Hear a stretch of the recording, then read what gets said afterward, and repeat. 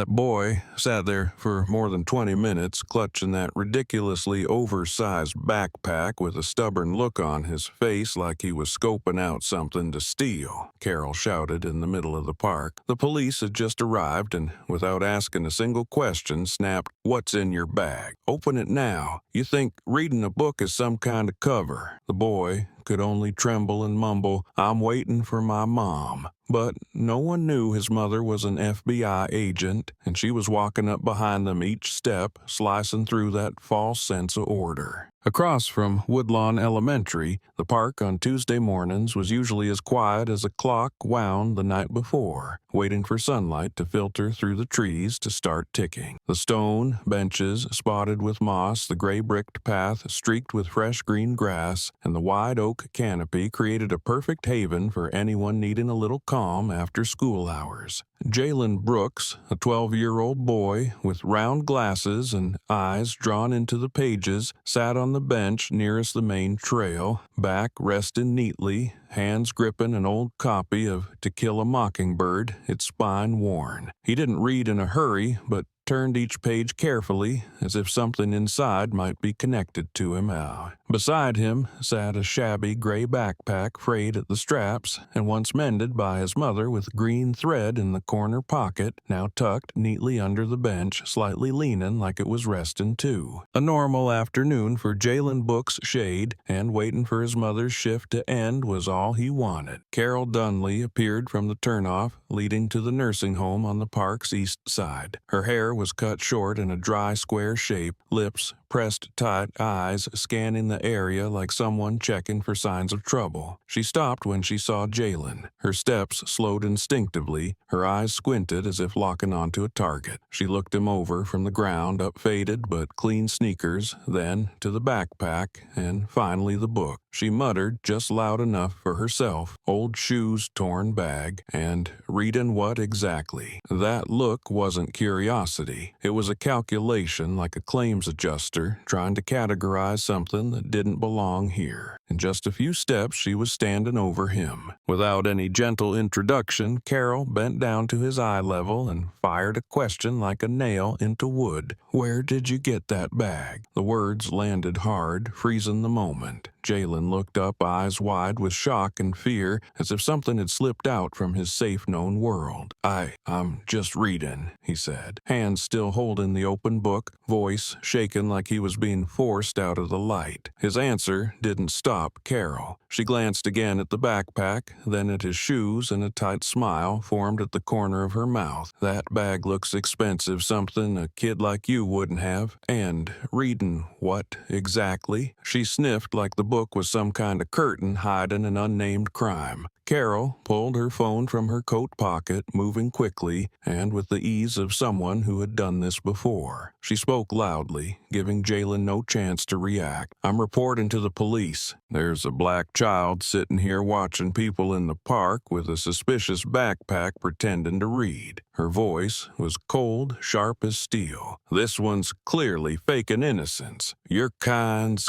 good at that." Each word struck Jalen in the chest. He jumped up instinctively, panic in his eyes like he had been yanked out of a peaceful world and thrown into an invisible trap. The book fell to the ground, landing face down on the bricks like a piece of evidence forgotten. Carol kept talking into the phone. "I saw him from a distance, just sitting there, not moving, obviously waiting for something. It's better to stop it before anything happens." Jalen bent down to pick up his book, his hand shaking so much he couldn't keep the spine flat. He looked at Carol with pleading eyes but said nothing more. Every word, every look from the woman before him slammed shut any path to respond. A 12-year-old child holding a book waiting for his mother had become a suspect in the eyes of someone who needed only an oddly colored backpack to trigger a full-blown alert. And the park, once a quiet space where he took in every line of Harper Lee, had turned into a one-sided courtroom where all evidence was drowned out by skin color and a worn-out bag. Jalen sat back down, but this time not by choice. It was as if the air pressed down on him, the space around thickened, everything slowing down, except her gaze still locked onto him like a shadow he couldn't shake. He held the book tightly to his chest, no longer reading. His eyes dropped, swallowing in a feeling of isolation he couldn't quite name. Around him, a few people walked past, some glanced over, but no one stopped. No one asked what was happening. As if the scene was too familiar, too easy to decode, a black boy under suspicion in public and a white woman doing what needed to be done. A siren sounded in the distance. Carol lit up, waving her hand. "Over here, it's me," I called. A patrol car pulled up to the curb. Two officers, an older one who stayed in the vehicle and a younger one who stepped out. The younger one was Officer Trigg. His face showed nothing beyond standard stiffness. His eyes scanned Jalen, then turned to Carol. "What's the report?" Carol stepped closer, pointing at the boy. "This one. He's been sitting here for a while looking around like he's watching someone. I'm sure he's hiding something in that backpack. I saw him shut his book when I approached. Uncooperative attitude." Officer Trigg nodded slightly. "Name?" he asked Jalen directly, no pretense. Jalen looked up, voice barely audible. "My name is Jalen Brooks. How old are you?" 12. Officer Trigg frowned, leaned closer, and placed a hand on Jalen's shoulder like he was keeping a target from moving. "What are you doing here?" I'm reading, waiting for my mom. This is school dismissal time. Why aren't you headed home?" "My mom works a midday shift, told me to wait at the park." Carol cut in. He pretended to read. "When I got close, he pulled back like he was hiding something." Trigg glanced at the bag under the bench, then back at Jalen. "Pick up the bag. Open it. It's just books and homework." I said open it. No need to explain. Jalen slowly pulled the bag onto the bench, hands trembling so hard the zipper clattered. Trigg stood beside him, one hand hovering near his belt where a baton hung ready. When the bag opened, a pile of school items was clearly visible: a history textbook, an unopened lunchbox, 2 worn-down pencils, and a handkerchief his mother had packed. Trigg said nothing for 3 seconds, but he didn't remove his hand from the boy's shoulder. "Then explain this. Why would a kid like you be reading classic literature?" He picked up Kill a Mockingbird from Jalen's lap. "This is 9th grade material." "What grade are you in?" "6th. Trigg let out a dry laugh, his voice flat but edged with bite. "6th grade. Reading human rights literature." "You trying to prove something?" Carol, standing beside him like she'd been handed momentum, chimed in. "Told you he's putting on a show. I used to teach preschool. I know when kids fake it." Jalen stayed silent. He knew nothing he said would change what was happening. No one here was listening. Everything had already been decided. This was just a scene moving toward its climax, and he had never chosen to be in it. He felt a sharp pain in his shoulder from the hand pressing down harder. Trigg's eyes weren't inspecting anymore. They were bearing down like he was a problem that needed quick resolution. A young couple walked by, slowed for a moment, but didn't step in. Carol noticed and raised her voice. "If it were your kid, would you be sure he was just reading?" The woman started to say something, but her husband pulled her along. Trigg leaned closer to Jalen's face. "Did you do something wrong?" "No." "Then why are you shaking?" "I'm cold." A painfully honest answer. But to these people it sounded like an excuse. Trigg yanked the backpack from Jalen's grip, ripped it open again. Everything spilled onto the brick ground. Carol shouted, "There, hiding something. Look carefully." But the only thing that fell out next was a photograph. A picture of Jalen standing next to a woman in a dark uniform with the federal building in the background. Trigg picked up the photo, squinting. His eyes scanned the faint watermark on the back, Brooks, Althea, Federal Bureau of Investigation. He froze for a moment, but his hand stayed on the boy's shoulder. Carol leaned in, her expression confused. "What is it? Something wrong? You said he was sitting here for what reason?" "Pretending. Dangerous." "Do you know who this is in the photo?" An accomplice? No one answered. But a calm, low voice rose behind them. The person in that photo is me. They all turned. A tall woman, steady in posture and calm in expression, was walking through the trees toward them. Her eyes locked on Trig. Her hand reached toward Jalen. "Take your hand off my son." The words weren't loud, weren't shouted, but hit like an order. Trig stood still silent. Carol's mouth fell open, her face slowly draining of color. Jalen, for the first time in more than 20 minutes, looked up toward the light. His eyes were wet, but his chest began to rise deeper again. Everything had just shifted, not because someone took his side, but because they now knew whose son he was.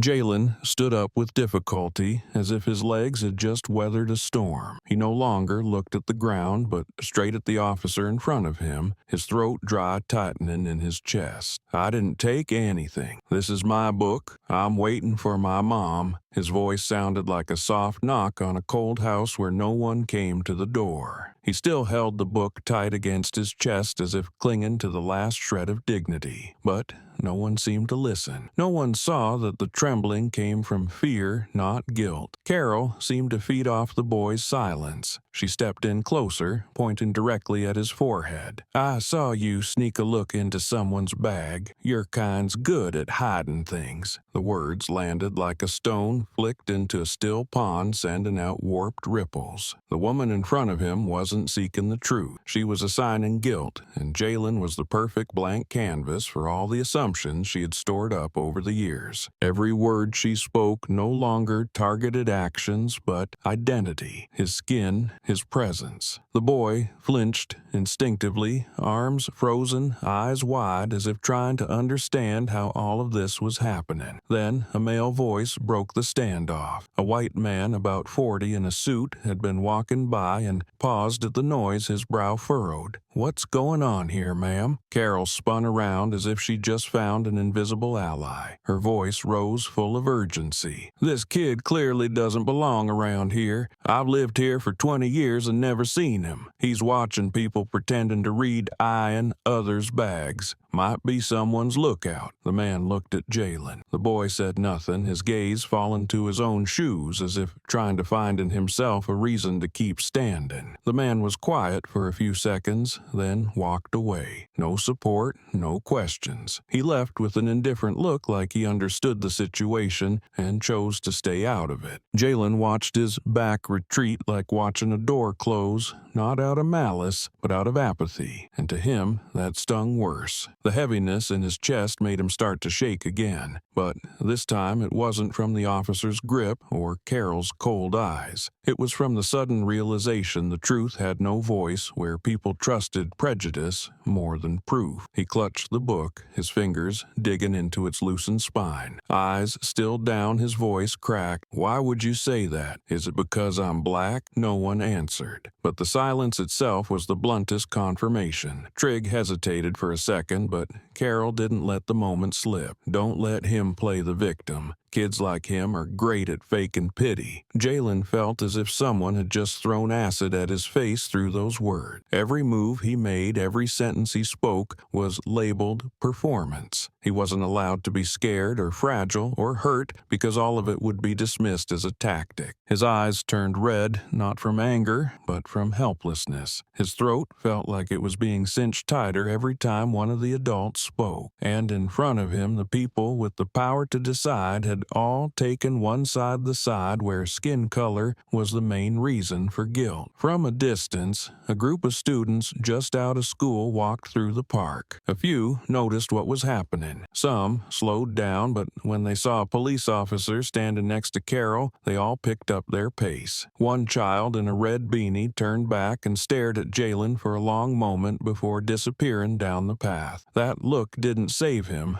but it left a long scar, proof that some people knew he was innocent but chose silence out of fear they might get pulled in too. And at 12 years old, Jalen learned that justice isn't something everyone is willing to fight for, not even with a single word. This backpack could be evidence, Trigg said, picking it up off the ground. "We'll keep it for further inspection." That sentence was the final blow to every effort Jalen had made to explain. He stepped back, ready to object, but Carol had already cut in. "Good. Do it right. Don't let up. Let this one go, and he'll be back in no time." Another car sound cut through the air. This time, a dark SUV rolled up and stopped at the curb. The door opened. A pair of black shoes stepped down. Jalen's eyes lit up. He whispered, "Mom." Out of the vehicle came a woman with a stare cold as forged steel. Althea Brooks didn't look at Carol or Trigg. Her eyes went straight to her son, scanning quickly for any visible injury. Then she moved closer. Carol jumped in immediately. "You're his mother. Do you know what your son's been doing?" Althea still didn't turn toward her. She stopped in front of Trigg and held out her hand. "Give me the backpack." Trigg frowned, stepped back slightly. "We're examining it as evidence. I said that did give it to me. My son is the victim, and I'm a federal agent. I have the right to reclaim personal property of my relative at the scene." Trigg stayed put. Althea didn't say another word. She pulled out a hard badge and held it up to his face. "Brooks, Althea, FBI,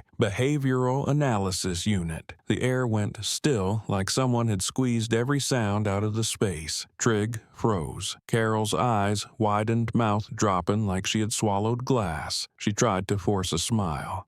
I was just doing my duty as a citizen. I saw a strange kid and got concerned." Althea turned to her gaze unchanged. "What did you do to my son? I just asked a few questions. He seemed suspicious. You said he was good at pretending. You said he was faking reading." You pointed your finger in his face. Althea stepped in closer, voice low but crashing like thunder. "You weren't concerned. You poured your fear onto a child you knew nothing about." Carol stepped back, uncertain. "I didn't mean to." "Then what would you have done if he wasn't my son? If he were just a regular kid waiting for his mom beneath a tree?" No one answered. Althea bent down, took the backpack from Trigg's hand, and placed a hand on her son's shoulder. "You don't need to say anything, Jalen. I've seen enough." The boy nodded gently, clutching his book against his chest. For the first time, his eyes met Carol's without shaking. In them was pain, with a name and justice. The two of them left the park. People nearby avoided eye contact as if dodging a test they didn't want to take. Carol stood frozen. Trigg turned back to the car, radioed in his face the color of ash. In a place once peaceful, a boy had lost his childhood because of his skin color, and a woman who believed too deeply in her assumptions. But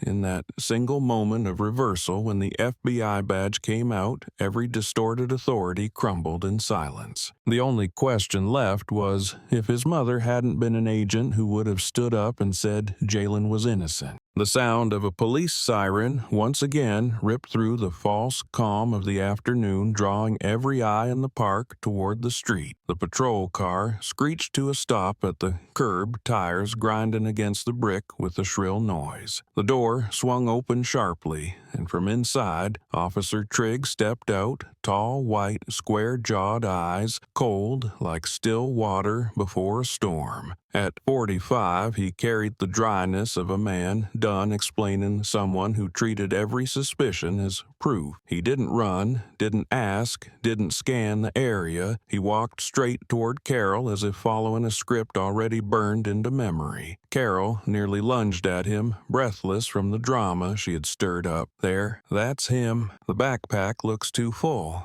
and he's been sitting here more than 15 minutes. No one's picked him up. He keeps looking down and then around. You can tell he's waiting for something." Trigg didn't respond, only nodded slightly and continued toward Jalen like a predator who had locked in on prey. He didn't turn to question the woman behind him, didn't bother to verify with anyone else. To him, that accusation was enough. Jalen stood frozen, shoulders slumped like all strength had drained out. His arms clutched the book like a final shell about to crack. Trig stopped in front of him. No greeting, no identification, no preface. He tossed out a flat, cold question. "Where's your bag?" The words cut through the heavy air like a blade. Jalen looked up, wide-eyed, still trying to figure out where he had gone wrong. He pointed to the backpack near the bench, lips trembling. "It's there." Trig bent down, yanked the bag off the ground, and unzipped it without asking. The motion was firm practice, like he had done it 1,000 times and never worried about being wrong. From inside, he pulled out a book, To Kill a Mockingbird, and tossed it aside, then kept rifling through the compartments. A pair of folded basketball shoes, a cold can of soda, and a keychain tied with a paracord string. Everything was still, as if silently insisting there was nothing out of place. But Trig's eyes stayed locked. He scanned each item like searching for invisible blood. "Your shoes don't match in size." Trig jerked his chin toward the pair in the bag, his voice tightening with accusation. "One's bigger. Where'd you get them?" Jalen mumbled, stiff as a statue. My mom bought them. My feet are growing, so she got a size up."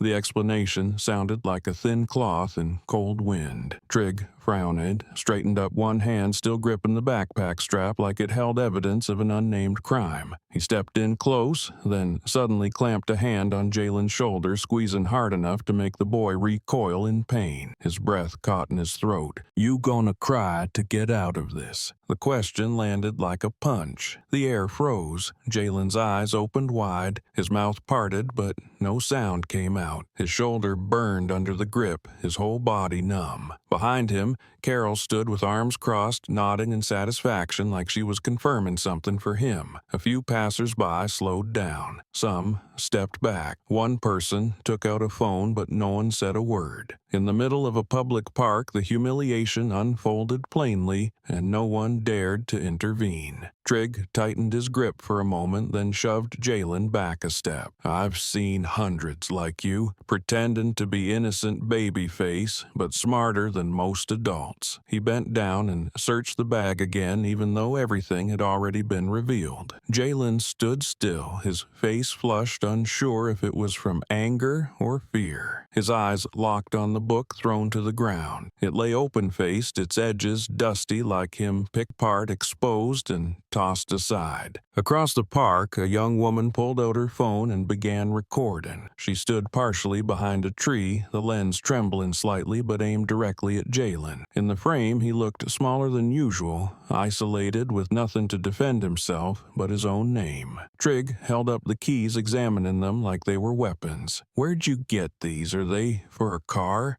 "Whose house?" My mom gave them to me. They're for our house." "Address, 2214 Maple Street. Got any ID?" "I'm just a kid." "Don't get smart." Trig's voice snapped, hand still firm. Jalen was so confused he couldn't remember what his mother had told him, his limbs moving out of sync like they no longer belonged to his body. A black woman pushing a stroller paused for a few seconds and said softly, "He's just a child. Leave him alone." Trig turned his head, eyes burning. "You're his mom?" "No, but I have eyes." "Then keep them on your kid." The comment made her push the stroller away quickly, but she looked back over her shoulder. Beneath the tree, Jalen began to breathe heavily. It was like he had just come out of a daze. Trig turned back to Carol. "How long did you say he's been sitting here?" "More than 15 minutes. Didn't move, just kept looking around. I got a bad feeling." "Any priors in this area?" "Not sure, but last month someone took something from a pedestrian, probably the same type." The words added fuel to the fire. Trig nodded. "We need to hold him for questioning."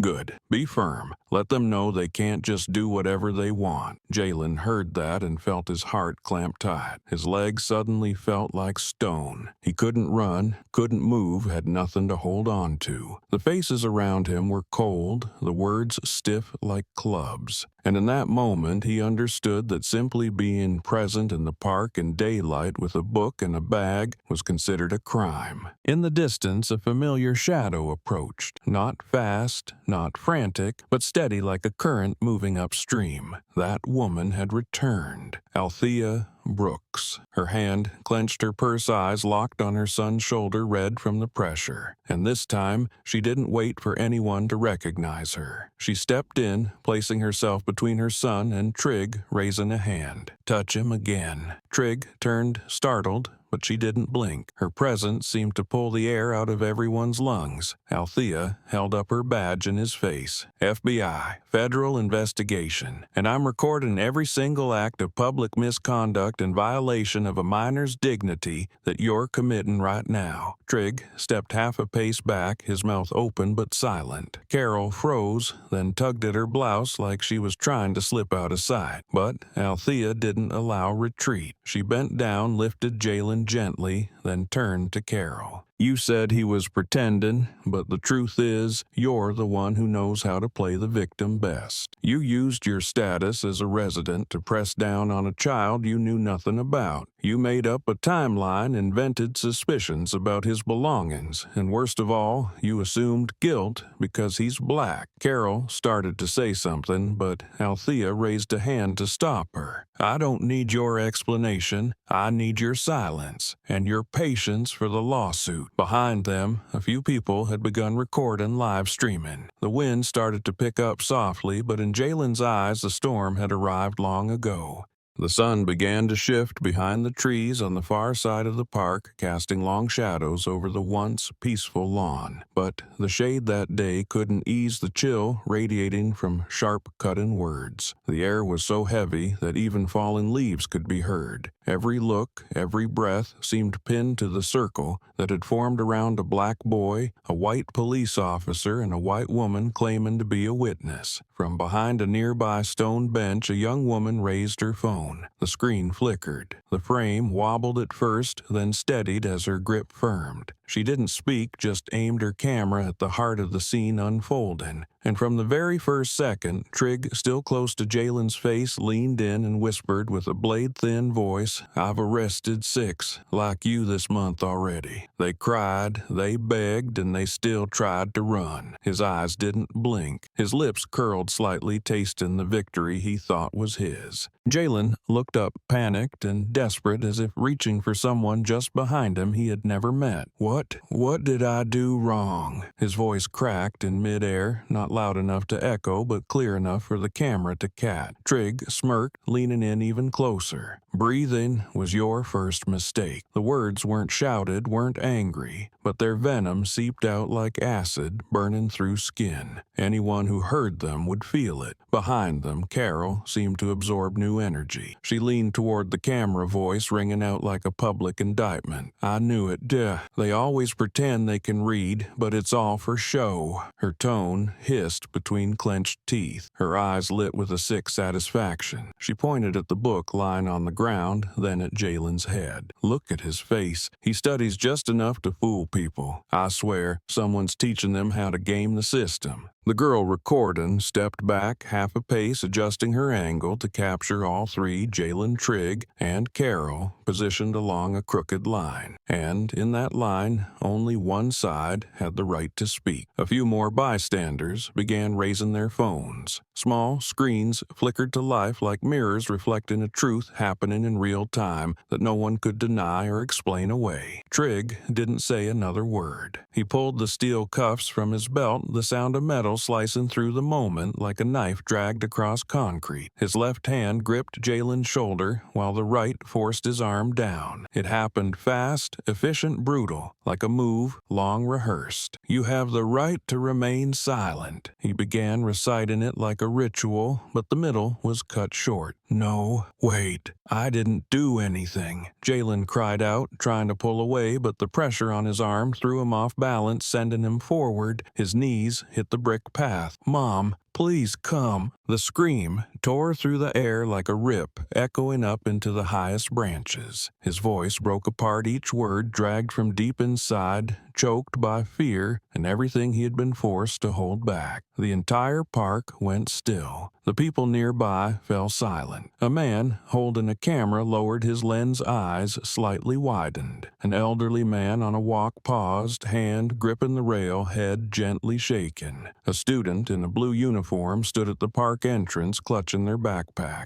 and the woman, filming her hands now shaken again, spoke for the first time since the recording began. "He really just handcuffed that kid." The click of the metal cuffs snapped through the air. Cold, hard and loud like a lid sealing shut at the final chance. Jalen staggered. His face was pale, eyes vacant. His mouth hung open, but no more words came out. He had called for his mother. Now all he could do was wait. From the far corner of the park, a pair of feet moved fast. Morning light caught the logo on her crossbody bag, FBI. Althea Brooks was approaching with the urgency of a mother who had just heard her child being torn apart by wolves. Her face was tight, but it didn't break into rage. Instead, it held the cold stillness of someone too used to injustice, but never ready to see it crash down on her own child. Up ahead, Trigg stood upright, cuffs secured. He turned to Carol, nodding with smug approval. "We're bringing him in. Clarify what he's doing here. Could be impersonating a resident." Carol nodded, her face lit with satisfaction. She turned toward the woman recording. "See, cameras are good, so people know we're not being prejudiced. We're just doing the right thing." That sentence hit like a slap. The woman lowered her phone, flipped the screen toward herself. In the frame, her face reflected an expression that blurred between fury and sorrow. She turned the lens back and forth. The first Tyem spoke out loud. "You're filming a child being wrongfully arrested, and they're calling that the right thing." A siren sounded again, but this time the tone was lower, deeper. Another car pulled up beside the park, no flashing lights. Althea stepped out, not rushing. In her steps, in her eyes, in her presence was a wall moving forward. No expression, no raised voice, just one line. "Take your hands off my son." Her voice didn't rise, but it cut through like metal striking stone. Trigg flinched, turned. Seeing who it was, his hand froze, stepping half a pace back. "I'm performing a lawful duty. You're abusing power. I have authority to detain on reasonable suspicion. That authority doesn't include handcuffing a child without specific grounds." She held up her badge. "Federal investigations. Althea Brooks. This is my son. You've violated at least 3 procedural codes on the detainment of minors." Trigg swallowed hard. His eyes darted toward Carol,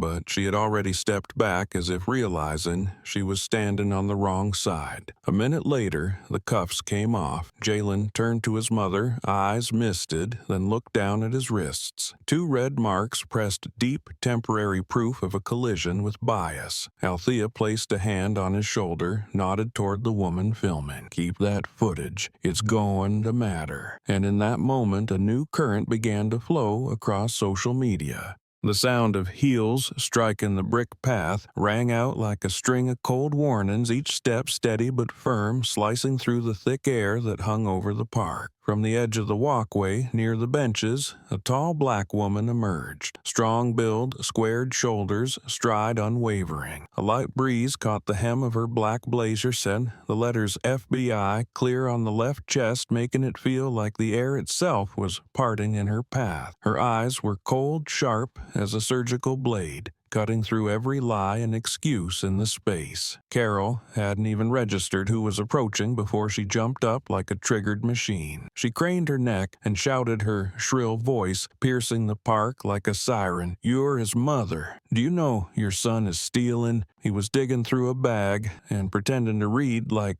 one of those kids who plagiarize. The accusation landed hard in the air, already thick with phone cameras and gathering stares. But the woman said nothing. She didn't even glance at Carol. Her eyes were locked on one thing only, Trig's hand still gripping her son's wrist, half of a steel cuff clamped tight, the other half dangling open. Without a wasted word, she reached into her coat, pulled out a black leather wallet with silver trim, and held it in front of the officer's face. Special Agent Althea Brooks, FBI. Her voice wasn't loud, wasn't sharp, but rang with the clarity of a verdict read aloud. No gavel needed. Trig froze. His hand still clutched the cuff, his eyes wide fixed on the badge as if it were glowing. His mouth opened, but before a word could form, Althea lowered the ID and stepped forward, closing the distance until he could feel her breath. "Remove your hand. Step away from my son. Now." The words landed like a military order. No room for interpretation, no options left to consider. Trig stammered voice gravelly as he tried to justify himself. I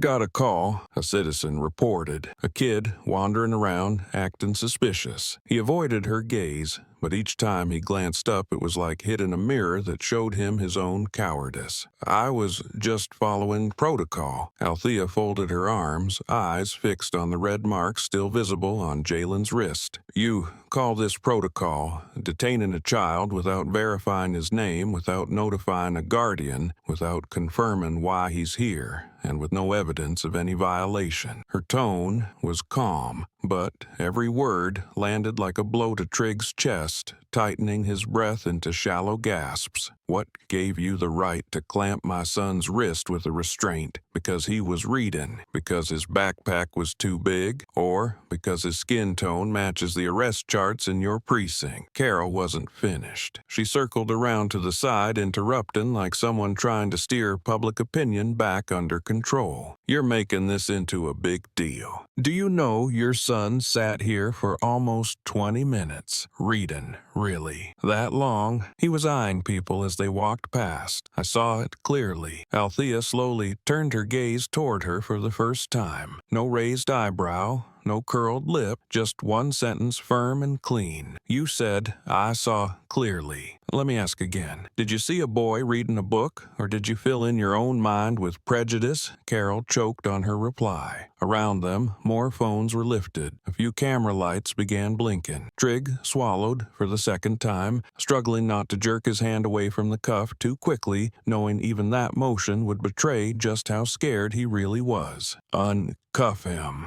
Althea repeated for the second time. This time, Trig slowly let go as if his hand were releasing a slow-ticking bomb. The cuff dropped into her left hand and Althea immediately reached for Jalen's wrist, gently removing the other half. "You're okay now, baby," she whispered. Jalen looked up, eyes red, his lips still trembling as if the fear hadn't yet left his body. But his gaze, when it met the woman who had just arrived, held a quiet flame. A trust worn thin through the course of the afternoon had in a few seconds begun to stitch itself back together. The boy was approached without clear cause, Althea said, turning to Trig, her voice sharp. He was verbally humiliated, racially profiled, and degraded. And if I hadn't shown up in time, that misconduct would have been passed off as procedure. I'll be submitting the full footage to Internal Affairs, and as a federal authority, I'm instructing you not to leave this area for the next 30 minutes. An investigator is en route. Trig could barely stand. His back was stiff sweat running down the back of his neck. Carol looked around for a way out, but every stare around her seemed to tighten into invisible chains holding her in place. A woman's voice rose from the far side of the crowd. "She really is FBI." A man muttered, "Damn, this is gonna go viral." The murmurs rolled like a rising undertow. Althea turned to her son, gripping his hand tightly. "Let's go, baby. No one has the right to lay a hand on you without cause, and if they do, I'll come for their entire system." Her words weren't a threat. They were a promise. Jalen walked beside his mother, still clutching the worn-out book in his hand as if it were the last shield he had in a world where a child could be accused for how he breathes, how he sits, or simply for the skin he lives in. That evening, as the city sky deepened into quiet twilight, a 48-second video began weaving its way through phone screens, shared posts, and seemingly minor comments. It was shot vertically, slightly shaky at the start, as the person filming tried to steady their hands. The opening showed a child pinned to the ground, the sound of metal clashing with the wind and distant shouting. But it wasn't the handcuffs or the muffled sobs that jolted people. It was the frame that froze just as a black woman stepped forward, her black blazer marked clearly with the white letters FBI on the chest, her eyes locked ahead, her lips sealed tight like a final period ending everything that had gone wrong. Within 3 hours of being posted on Twitter, the video had surpassed 1 million views. The number kept climbing, bringing with it waves of reactions, comments, and reposts. Major accounts began amplifying it: journalists, lawyers, civil rights activists, and even informal influencers. They broke it down frame by frame. Jalen's expression, his hollow stare, the trembling voice calling for his mom, and the 31st second when Althea Brooks pulled out her badge in front of dozens of recording phones. That moment became a still image, cropped, brightened, and stamped with bold red text across her chest. Big mistake. Memes were born. Social media exploded. TikTok users added dramatic background music to footage of Althea's approach. The video was remade in slow motion with remixed versions of her footsteps echoing like battle drums. On Twitter, people threw barbs with biting captions: "Wrong kid," "Wrong lesson of the day, don't touch a kid with FBI in his DNA." Trig was bold until he read the badge. The comments spread like wildfire, each like a slap back at a justice system too used to silence. The hashtag #YouCuffedFBIson hit number 2, trending within 2 hours. Reading while black. A sarcastic spin on the event quickly passed 500,000 posts. People weren't just outraged by a child being arrested in a park, but by the unconscious treatment tied to the skin he was born in. They shared their own stories. A boy asked to prove he owned his bicycle. A girl blocked at a library for looking unfamiliar. Grown men interrogated just for taking their white daughters out for ice cream. All of it converged into one image: Jalen's face and his mother's stare stepping into darkness like a searchlight over open water. A law student at UCLA wrote,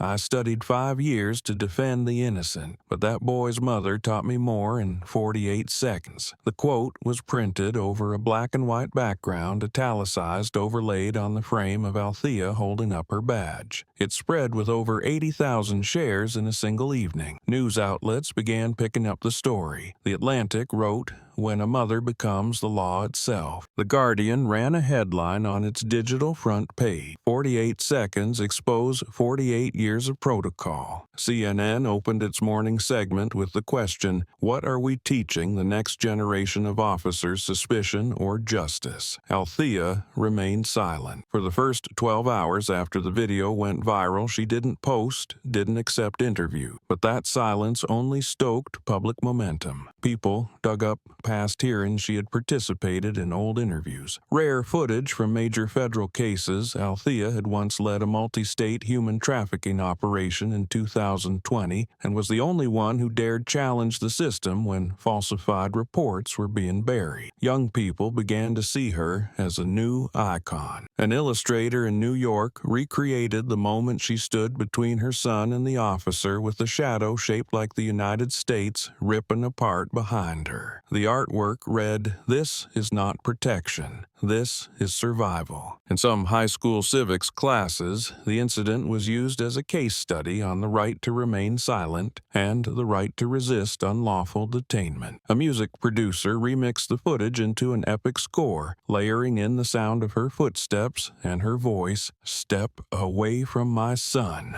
now." No one mentioned Carol Dunley in the coverage. She disappeared into silence. Trig gave no press response either, but his name appeared on hundreds of new memes paired with the caption, "That face," when the badge outranks yours. Within 2 days, the local police department released a brief statement. We are cooperating in the investigation of the incident at Woodlawn Park. The case has been referred to federal internal oversight. Jalen, in photos taken afterward, often turned away from the camera. But in a rare moment standing beside his mother at a small school forum, he spoke into the microphone in a soft voice. I don't know why people are afraid of my skin color, but I know my mom's not afraid of anything. That sentence once again became a quote, a headline, a symbol that moved from social media to the halls of Congress.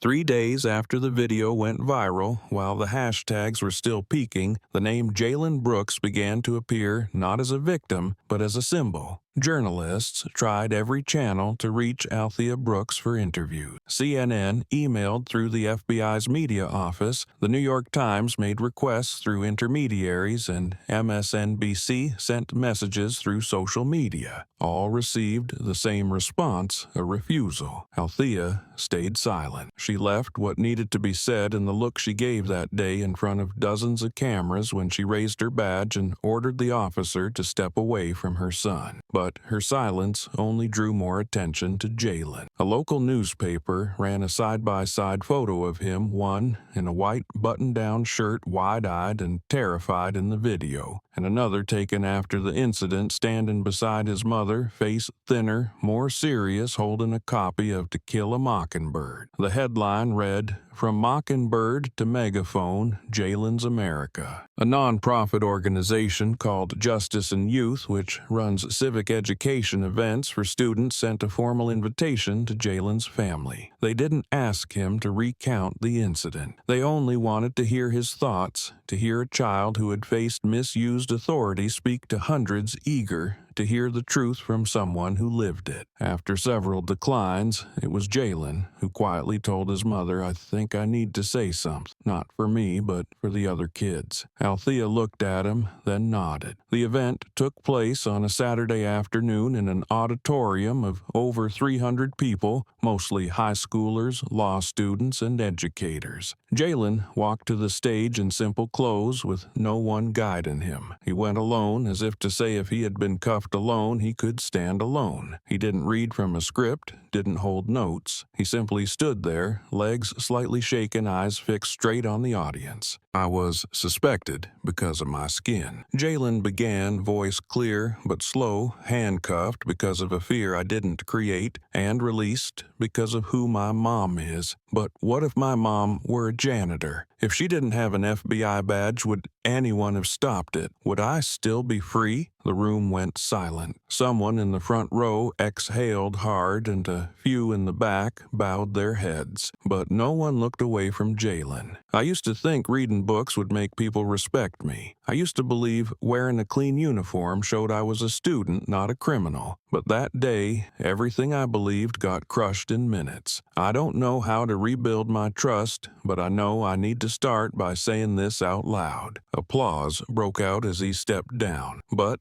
what lingered longer than the clapping was the quote he had delivered, shared widely on Twitter over a black background in white text. I was released because my mom is FBI. But what if she were a janitor? That question drilled into the minds of millions, forcing them to reflect not only on Jalen but on themselves, on the society they lived in, and on how power protection and trust are distributed so unevenly. From California to Maine, schools began mentioning Jalen in social studies classes. A high school teacher in Chicago posted a photo of their classroom with a portrait of themselves and their quote underneath. Sociology students organized a forum titled, Justice, If You're Lucky, Is Protection a Privilege? The image of Jalen at the podium was chosen as the cover for an academic journal for teachers and university faculty. On Edivred, law students debated the legality and and ethics of his arrest. A professor at Yale commented, "That boy didn't speak like a victim. He spoke like someone who understood the value of the right to exist without having to prove anything." Jalen didn't know any of this. He wasn't on social media. After the forum, he went home, played Lego with his mom, kept reading his book, and even asked if he could go back to school on Monday. But his image didn't fade. A children's rights organization proposed giving him the Young Civic Voice Award. A youth media company invited him and his mother to appear in their documentary series, Real America. Althea declined most offers. She wanted Jalen to live his age to step back from the storm when needed. But she also knew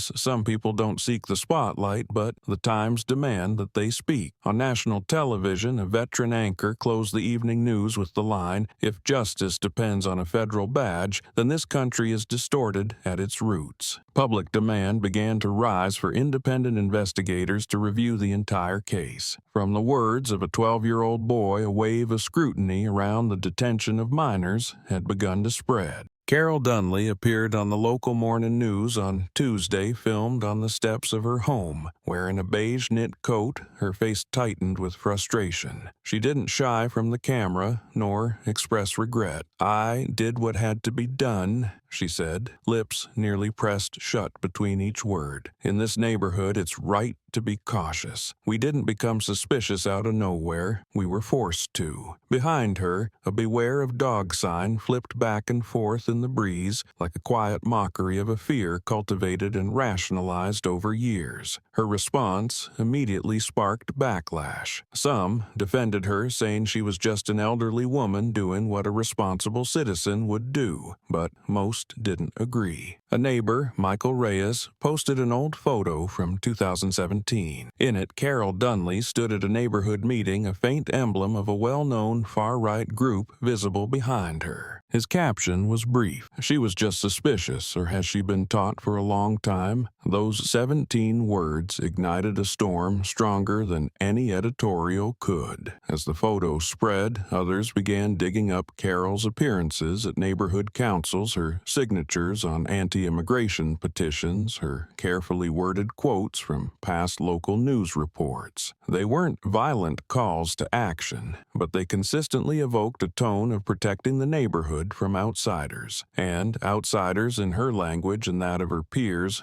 wasn't about behavior. It was about skin color, accents, or where someone came from. The city police department couldn't stay silent. Under growing pressure, a spokesperson said in a press conference, "We are reviewing Officer Trigg's conduct according to internal procedures." But that phrase, "according to internal procedures," felt like salt in the wound. The community didn't want procedures. They wanted answers. They wanted accountability, not evasion. Under the department's official social media post, thousands of comments flooded in. "Review what? I saw enough in 48 seconds. What if it were your kid?" A veteran journalist from the Denver Voice published a detailed analysis. The terrifying part isn't the abuse of power, it's how the system pretends not to see it. The article cited multiple incidents from the past 5 years, black students arrested for looking like they were hiding a father dragged from his car for non-compliance, while calmly asking why he'd been stopped, baseless calls that were always answered with armed response. Each case might be excused on its own, but when linked together they formed a chillingly clear picture of prejudice embedded deep in every layer of the system. On television, scholars began appearing to offer commentary. A social psychologist said, "This is no longer Jalen's story. This is a story of every child like him who doesn't have a mother in the FBI." A civil rights activist added, "Carol isn't the cause. She's the symptom." That quote was quickly printed on T-shirts shared widely as a new slogan for the movement against disguised discrimination. Althea remained silent. She let the debates unfold without stepping in. But her silence was no longer withdrawal. It had become a form of presence more powerful than any speech delivered on screen. In a closed-door meeting at the state FBI office, she said only one sentence: "I don't need to clarify anything." They did that themselves on camera. People who once knew Officer Trigg began speaking to the press. A former colleague recalled he used to joke about wrong arrests like it was nothing. But this time, no one's laughing. A former PE teacher at Trigg's old school shared that the boy had once been warned for bullying black classmates, but the incident was never noted in the official record. Small puzzle pieces started emerging, forming the image of a man steeped in bias disguised as an enforcer of the law. In the press conference room of the city's police department, camera flashes fired like the public was pulling at the last nerves of the truth. Microphones crowded the wooden podium when the first reporter from the Sun-Herald stood and asked, why wasn't Officer Trigg immediately suspended? The question wasn't loud, but it pierced the thick tension in the air. Another reporter followed as the slow response because he acted against a black child. A journalist from Fox leaned in to take notes while ABC live-streamed the entire event without cutting away. Police Chief Raymond Hale, a 27-year department veteran, stood upright, hands clasped behind his back, eyes scanning the room like weighing every word. At last, he said only, "We're evaluating internally. No more, no less." Then he stepped down as if his job was done. What angered the crowd wasn't just the evasion, but the silence following that sentence. The deliberate avoidance of the very words society was demanding: racial bias, child harassment, abuse of power, especially racial profiling, plain for all to see, yet left unspoken. A veteran reporter from the Times remarked after the briefing, "He spoke like it was a printer error, not a cop handcuffing a kid in broad daylight." Immediately after, major news outlets ran headlines condemning the department's vague response. On Twitter, the phrase, "We're evaluating internally," became biting satire pasted over memes of Trigg looming over Jalen. A sociology student wrote, "If internal review is a well, then the water's been foul for years, and he wants us to wait while he sips each ladle to see if it's drinkable." A community radio station devoted an entire hour to interviewing a civil rights attorney about the legality of delaying disciplinary action, citing Clause 16(7) from the regulation on overreach in juvenile enforcement. The segment concluded silence might be a political tactic, but it's never a shield. In a cafe near the city hall, people talked. A college student said to her friend, "Same city, but with a different skin color, the law shapeshifts." A father set down his coffee, eyes distant. "I taught my kid to trust the police, but now he asks, if I get hit for going to school early, what do I have to prove? I don't have an answer." Stories like this began to surface in classrooms, churches, and weekend gatherings. At an elementary school, a teacher paused her lesson to address a student's question about Jalen, while at the State University journalism students organized a mini forum. When the biggest lie is silence. On the evening news, as footage of Chief Hale replayed, the closed caption read, "Evaluating internally." But a ticker added by the station ran underneath, "No one suspended. No one is accountable. Just one boy in handcuffs." And when the anchor closed with, "We wait, but justice doesn't," millions understood the pressure was tightening, and every silence from those in power only confirmed that the system had something to hide. One day, after the police chief's evasive press conference, an investigative article dropped from a well-known independent outlet specializing in exposing cover-ups. The headline was, "Cold, Officer Trigg 3 stops involving black students. 2 official complaints, both buried." The article cited detailed testimony from parents, screenshots of internal emails, and 2 formal complaints filed in 2020 and 2022. Both cases had the same pattern. Black students in the local school district were stopped by Officer Trigg for suspicious behavior, though no evidence ever surfaced. One student was pulled off a school playground for wearing Bluetooth earbuds during recess, and another was held in a park park just for carrying a new backpack. Both parents said they filed complaints with the department only to receive the same response handled internally. No one was suspended, no one was publicly investigated, and not a single line about the incidents appeared in the city police department's annual reports. The article went further, revealing an anonymous email sent to the newsroom by someone claiming to be a former officer in Trigg's unit. This person said they'd witnessed Trigg's pattern of tracking black kids near schools and that he'd once been jokingly called the color reader by fellow officers. In a 3-paragraph message, the whistleblower wrote, "This isn't rare. It's rare to cross the wrong FBI mom. If Jalen's mother were a nurse or a pharmacy tech, we'd never have heard a word. We saw Trigg approach kids with guilt already written in his eyes before the kid even said a word. Though the sender's identity wasn't confirmed, the details matched what the two families with prior complaints had shared." The excerpt spread quickly on social media with thousands of shares under hashtags like #LuckyToHave a FBI mom and #How many Jalen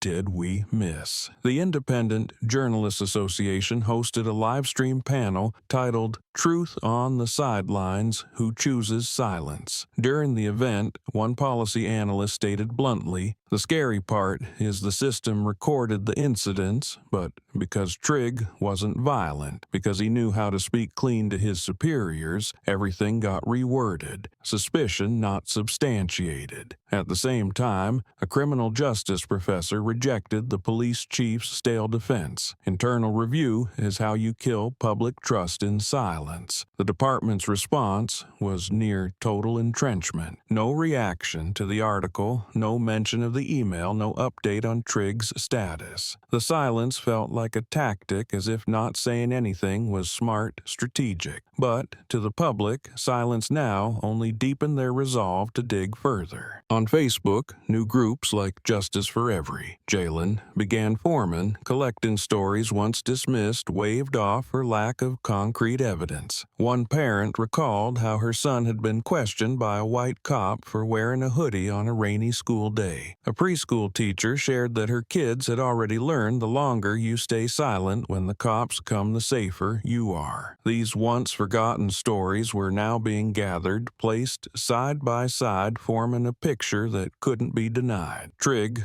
wasn't the exception, he was the pattern, and Jalen was just the most visible tip of a system-sanctioned iceberg. Over the weekend, the square in front of City Hall was packed, not for a ceremony or a public session, but because a wave of anger had crystallized into hundreds of raised signs. The phrase, "You can't cuff our future," was everywhere on handheld placards, t-shirts, even small flags planted along the walkway. Loudspeakers echoed through the plaza, broadcasting the voice of a local activist. If Jalen didn't have an FBI mom that day, we'd only know his name now from a short hashtag. The crowd nodded, each face fired up by the silence and deflection from officials in recent days. A woman stepped up to the mic, her voice hoarse but clear. "They think we'll forget, but my kid goes to school with Jalen. He came home and asked me, 'Can I get arrested for reading in the park? How can I stay silent?'" In another corner of the city, in a quieter but no less determined meeting room, attorney Marcus Delaney, known for representing landmark civil rights cases, stood before dozens of cameras and made a declaration that shook the system. "We, with the Brooks family's authorization, are officially filing a civil lawsuit." He emphasized each word, eyes steady, dodging no question. "This isn't just about Officer Trigg. We are naming the full chain of actions from Carol's false accusation to the police department's response to Chief Hale's silence and the shield of internal review. Every action will face the light of justice." When asked if this was a case about racial discrimination, Marcus didn't hesitate. "This case is about a child being seen as guilty for having the wrong skin color, and we will prove that by law." That same day, the mayor's office received hundreds of calls and emails demanding a public hearing. Civil rights groups issued joint statements urging the state government to monitor the investigation and lawsuit. They weren't asking for apologies, but for a concrete reform plan with timelines and accountability. In city schools, teachers were instructed to spend 15 minutes talking to students about safety and the right to exist in public spaces. One high school allowed students to host a forum titled, "When the Law Picks a Side,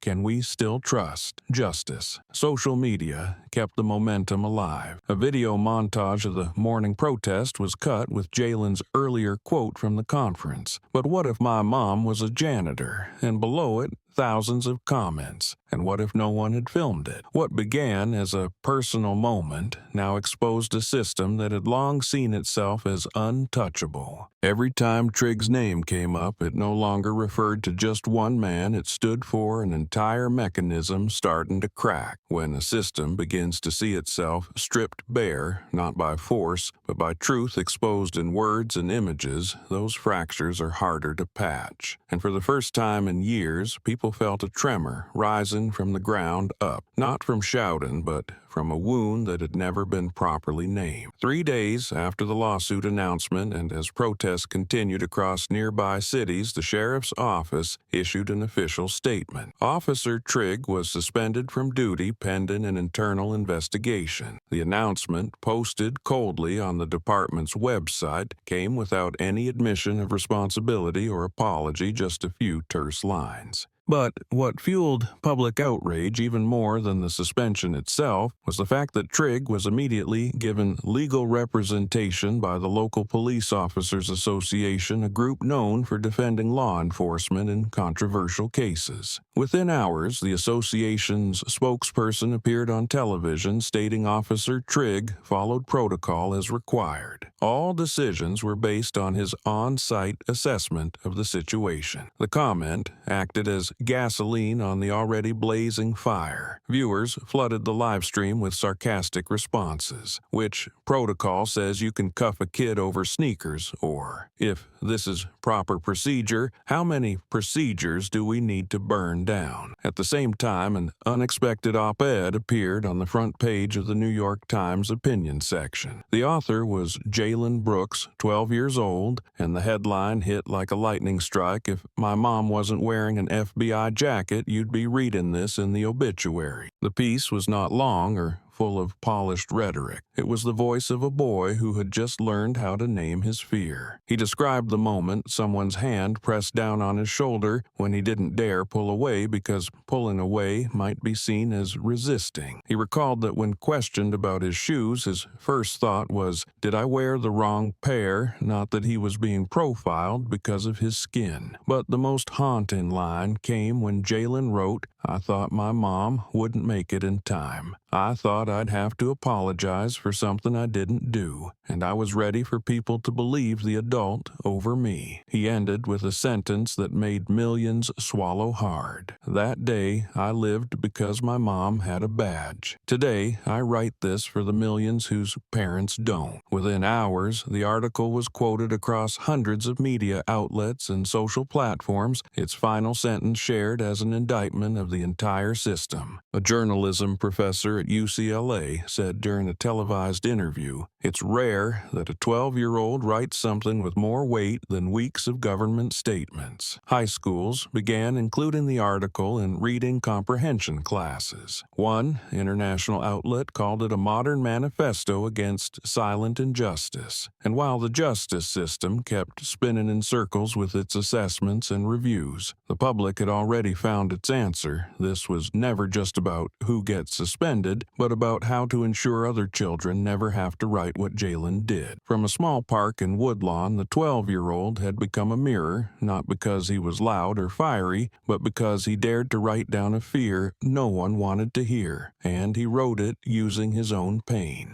That morning, the courtroom was packed. The doors opened amid a crush of journalists, civil rights organizations, and members of the public who wanted to witness firsthand what they had only followed through screens. The first hearing in the Brooks case was no longer just a legal process. It had become a symbol of a larger fight, the fight for the right to exist without being judged by the color of your skin. The front row on the left was reserved for the Brooks family. Jalen sat beside his mother, his hands clasped in his lap, but the uncertainty in his eyes from day one was gone. He watched each person enter as if silently placing himself within a room long familiar with lopsided judgments. When the intercom announced that the hearing would begin in 5 minutes, the room tightened with a heavy silence. Althea Brooks entered. No body armor, no badge, no tactical gear like in the old news footage, just a plain shirt, slacks, flat shoes. But her stride was steady, and her gaze cut through every doubt in the room. No one mistook her, not because of her title, but because of her presence. The room seemed to shrink for a moment,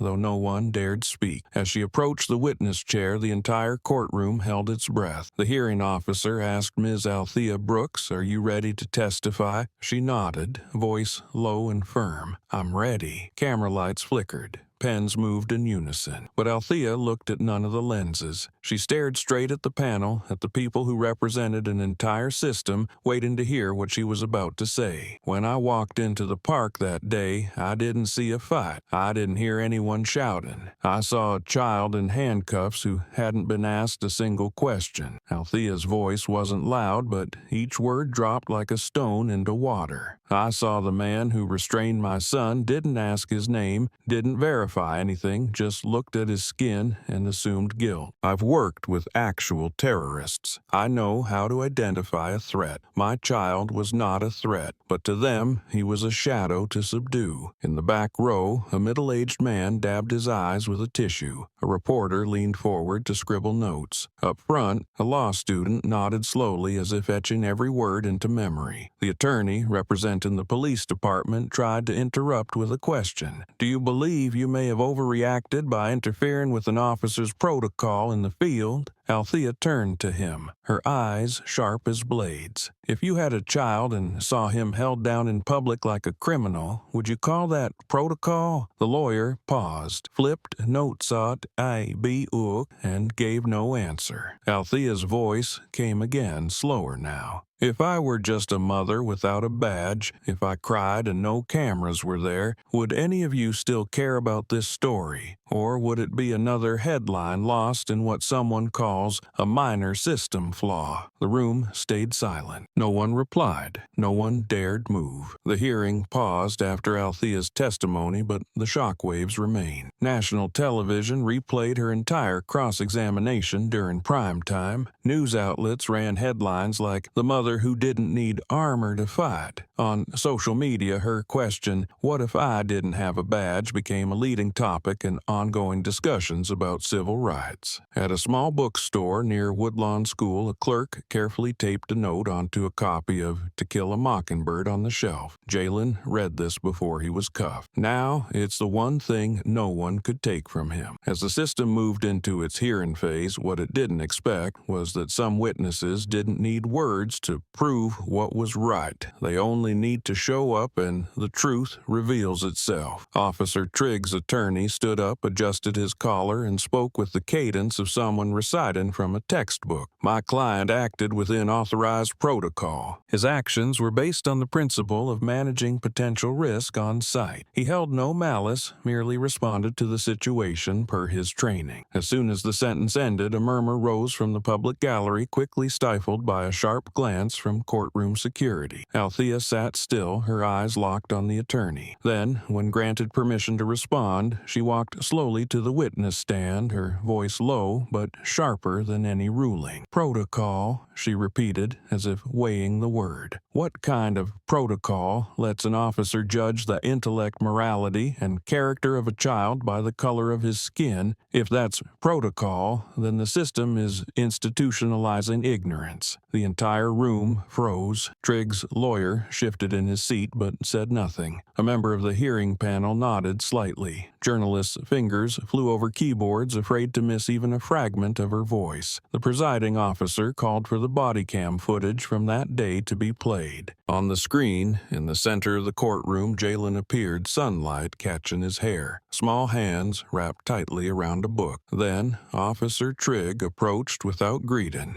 without checking identity, and the audio rang out so clearly the room seemed to stop breathing. Trigg's voice, cold and heavy like rusted steel. Even breathing is wrong for you. A few people covered their mouths. A woman in a shirt printed with Jalen's image began to cry. The panel sat still. None of them could deny the evidence echoing through the very space where justice was meant to be upheld. Althea didn't look at the screen. She looked directly at each member of the panel, as if demanding they see not just a video, but a life twisted by apathy and prejudice. If my son deserves to be handcuffed for breathing the wrong way, then maybe this country needs to rethink its entire educational philosophy, she said, her voice steady. Because I taught him to read while waiting for me to stay silent when insulted to believe in the law. And what he got back was a pair of cuffs and a sentence that could destroy anyone's trust. Behind her, Jalen bowed his head, but this time he didn't cry. He clenched his fists as if holding himself together beneath all those watching eyes. When the video ended, no one from Trigg's legal team filed an objection. They flipped pages, scribbled notes, but no one stood. Maybe no one wanted to. The presiding officer called for a recess to review the evidence, but everyone knew what had just played was already a clearer indictment than any argument could be. Out in the courthouse hallway, people played the clip again on their phones, replaying. Even breathing is wrong for you, sharing it with the caption exactly why we need to start over. In the CNN van, parked outside, an editor whispered to her colleague, "We just filmed a moment that could shift the entire system." But inside, in a quiet corner of the courtroom, Althea still sat next to Jalen, her hand on his shoulder. Her eyes held no triumph. She didn't need to win. She needed words like that to never enter another child's ears again. And from that day on, the system could no longer pretend it hadn't heard. That sentence echoed in transcripts, news reports, and the restless sleep of those who once turned away from their responsibility. Because when justice starts gasping for air, no one has the right to stay silent. Carol Dunley appeared before the hearing panel, no longer carrying the confidence she had at the beginning. She wore a pale blouse, her hair neatly tied at the nape of her neck, her eyes avoiding the crowd staring her down. As she stepped through the door, no one spoke, but the silence felt like a freezing wave sweeping across the room. She sat down, her hands slightly trembling, lips pressed tight as if to block any emotion from leaking out. The presiding officer called her name with a steady,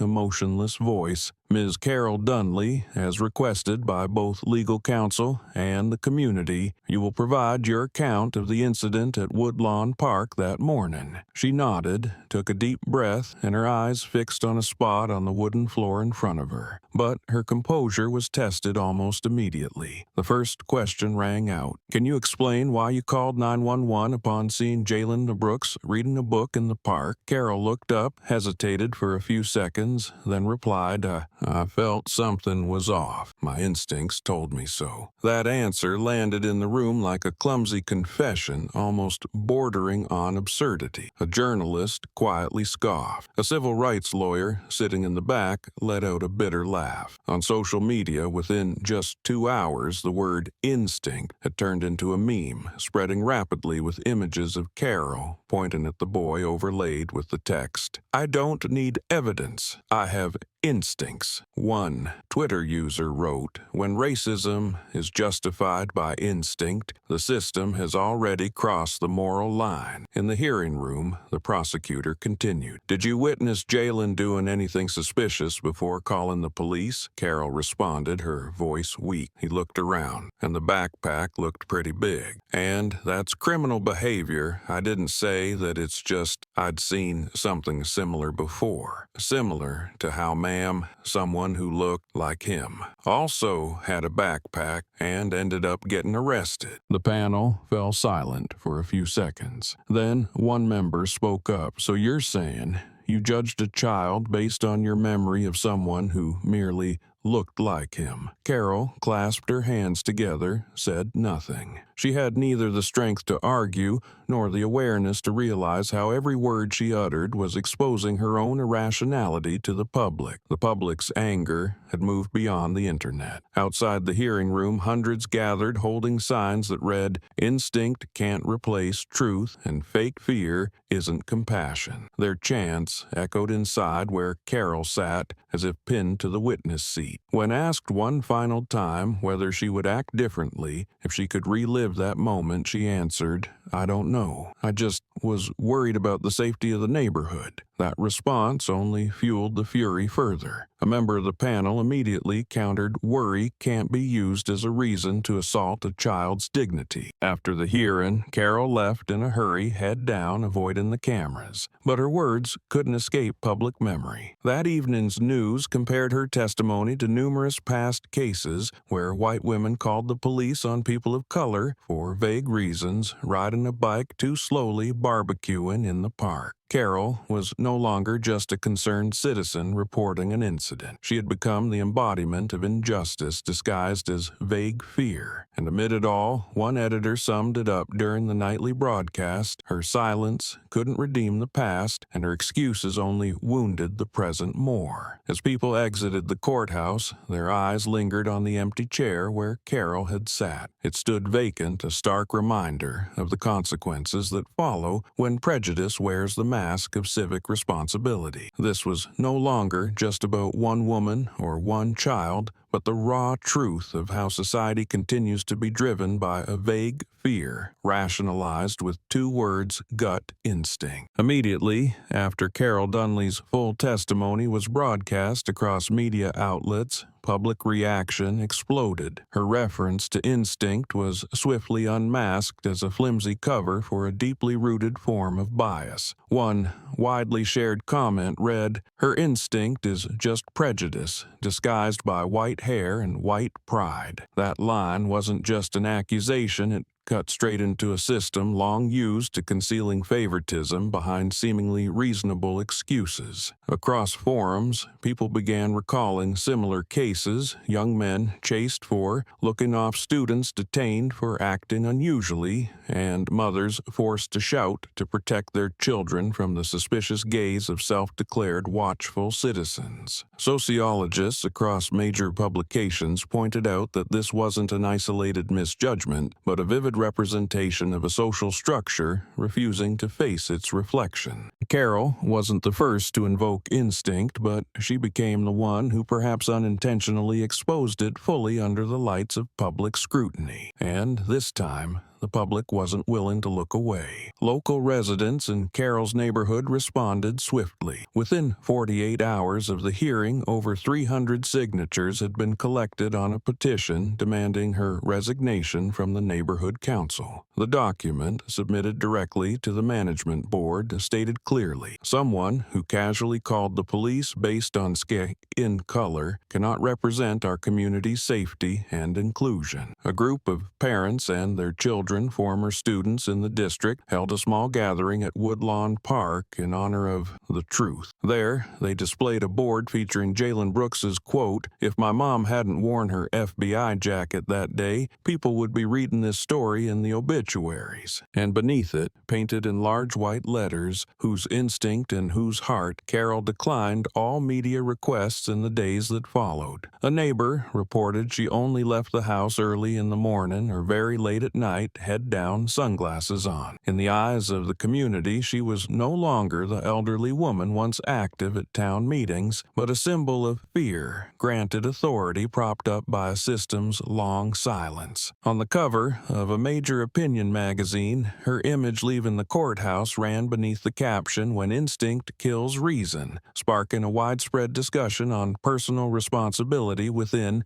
collective spaces. Elsewhere in the city, a high school class classroom held an open discussion on bias and soft power. The teacher held up Carol's photo and asked, "What makes someone believe their feelings matter more than the truth?" A female student responded, "Because they're taught their feelings are always right. But if we react, we're called disrespectful." That answer was recorded and widely shared as proof that what was happening wasn't an anomaly. It echoed a long-simmering reality. The situation didn't end with calls for Carol's removal. Advocacy groups began urging the city to review how neighborhood representatives are elected, demanding clearer standards for past public statements and conduct. "We can't give power to people willing to use it to harm," said one spokesperson at a press briefing following the petition. And so, from a vague 911 call, a new door opened, one leading to deeper conversations about bias, about the instincts society has tolerated for too long, and about the limits of trust when it isn't anchored in conscience. The story that once left America breathless had now entered a new phase where the victim bore not only the pain of personal injustice, but also became the center of a political firestorm. A prominent far-right media group launched the first attack, posting an article accusing the Brooks family of exploiting the system and inflaming division across the country. The post spread quickly, dragging along countless anonymous accounts and vicious comments, generating a deliberate wave of misinformation. Soon, Jalen began receiving anonymous messages through the social platforms his friends used to share homework and lighthearted memes. Messages like, "That kid owes America an apology and he should be expelled," landed in the family's inbox, often accompanied by provocative, threatening image edits. Jalen's school was forced to act. Administrators called an emergency internal meeting and decided to ramp up campus security. The main entrances were strictly monitored. New cameras were installed in the hallways leading to Jalen's classrooms, and his homeroom teacher and the counseling staff were instructed to maintain heightened supervision. Still, the atmosphere shifted. Curious stares, constant whispers, and a tense silence that settled whenever Jalen entered the room clung to the day like a thick fog. Though some friends stayed by his side, others began to keep their distance cautiously without naming it. But everyone felt it. At a parent meeting, one father who served on the school board spoke up. "Are we protecting a student or turning this school into a protest ground?" The room fell silent until a Latina mother stood up and replied, "We're protecting a child, plain and simple." Her words were met with applause, but they also left a lingering echo. The line between morality and prejudice had never felt so thin. Althea Brooks, who had remained composed since the incident, now faced a different kind of front, quieter, but just as ruthless. Harassing emails were sent to her workplace. An online petition demanding a review of the ethical conduct of FBI employees engaged in political activity gathered over 50,000 signatures in 2 days, most from unidentified IP addresses. Althea didn't respond with statements, but with action. She took a short leave of absence and spent her mornings walking her son to school and picking him up on time. Not out of fear, but from a clear understanding of what her attackers were really after, not her reputation, but the stability of the child she once had to shield in that park with everything she was. Under the storm, Jalen still showed up to class, still sat in the western corner of the schoolyard where he used to read. One day, as light rain fell, he sat there anyway, shielding his book with his jacket, quietly reading the first line of a new novel. Sometimes courage isn't in the shout, but in the way someone stays silent while being shouted at. Althea copied that line into her notebook, a reminder not to forget. This fight didn't start with them, but without care, it could consume the very values they were trying to protect. The political backlash had carved sharp divisions not just in the media, but within the heart of the community. Neutral journalists now had to choose a side. Civil rights advocates were forced to speak louder, and those in the middle were made to reflect longer than usual. And within that swirl, Jalen, Jalen, a 12-year-old boy who once just wanted to wait for his mother at the park, had become a target, a symbol, and a living test of America's promise of fairness and equality. Silence was no longer an innocent option. A week after the wave of threats among the hundreds of emails sent to the school, most offering advice, warnings, or simply quotes pulled from Jalen's public remarks, one handwritten letter in blue ink arrived at the principal's office. In a plain envelope, soft and clear handwriting appeared at the top. Althea, today your nephew taught us how to be brave and silent. The letter came from Liza Whitman, Jalen's literature teacher. It wasn't a speech, not a declaration, just 3 paragraphs, but it reflected a quiet, profound shift from someone who thought she understood her students. When the class reached Chapter 3 of Just Mercy, I asked, "What is justice?" The students talked about laws, courts, and judges. Jalen said nothing. But after class, when it was just the two of us, he quietly said, "Justice is when people don't have to prove they deserve to be trusted." I had no response, so I sat down and wrote that in my notebook. That letter would later be taped to Althea's fridge door next to Jalen's scribbled preschool drawings and a photo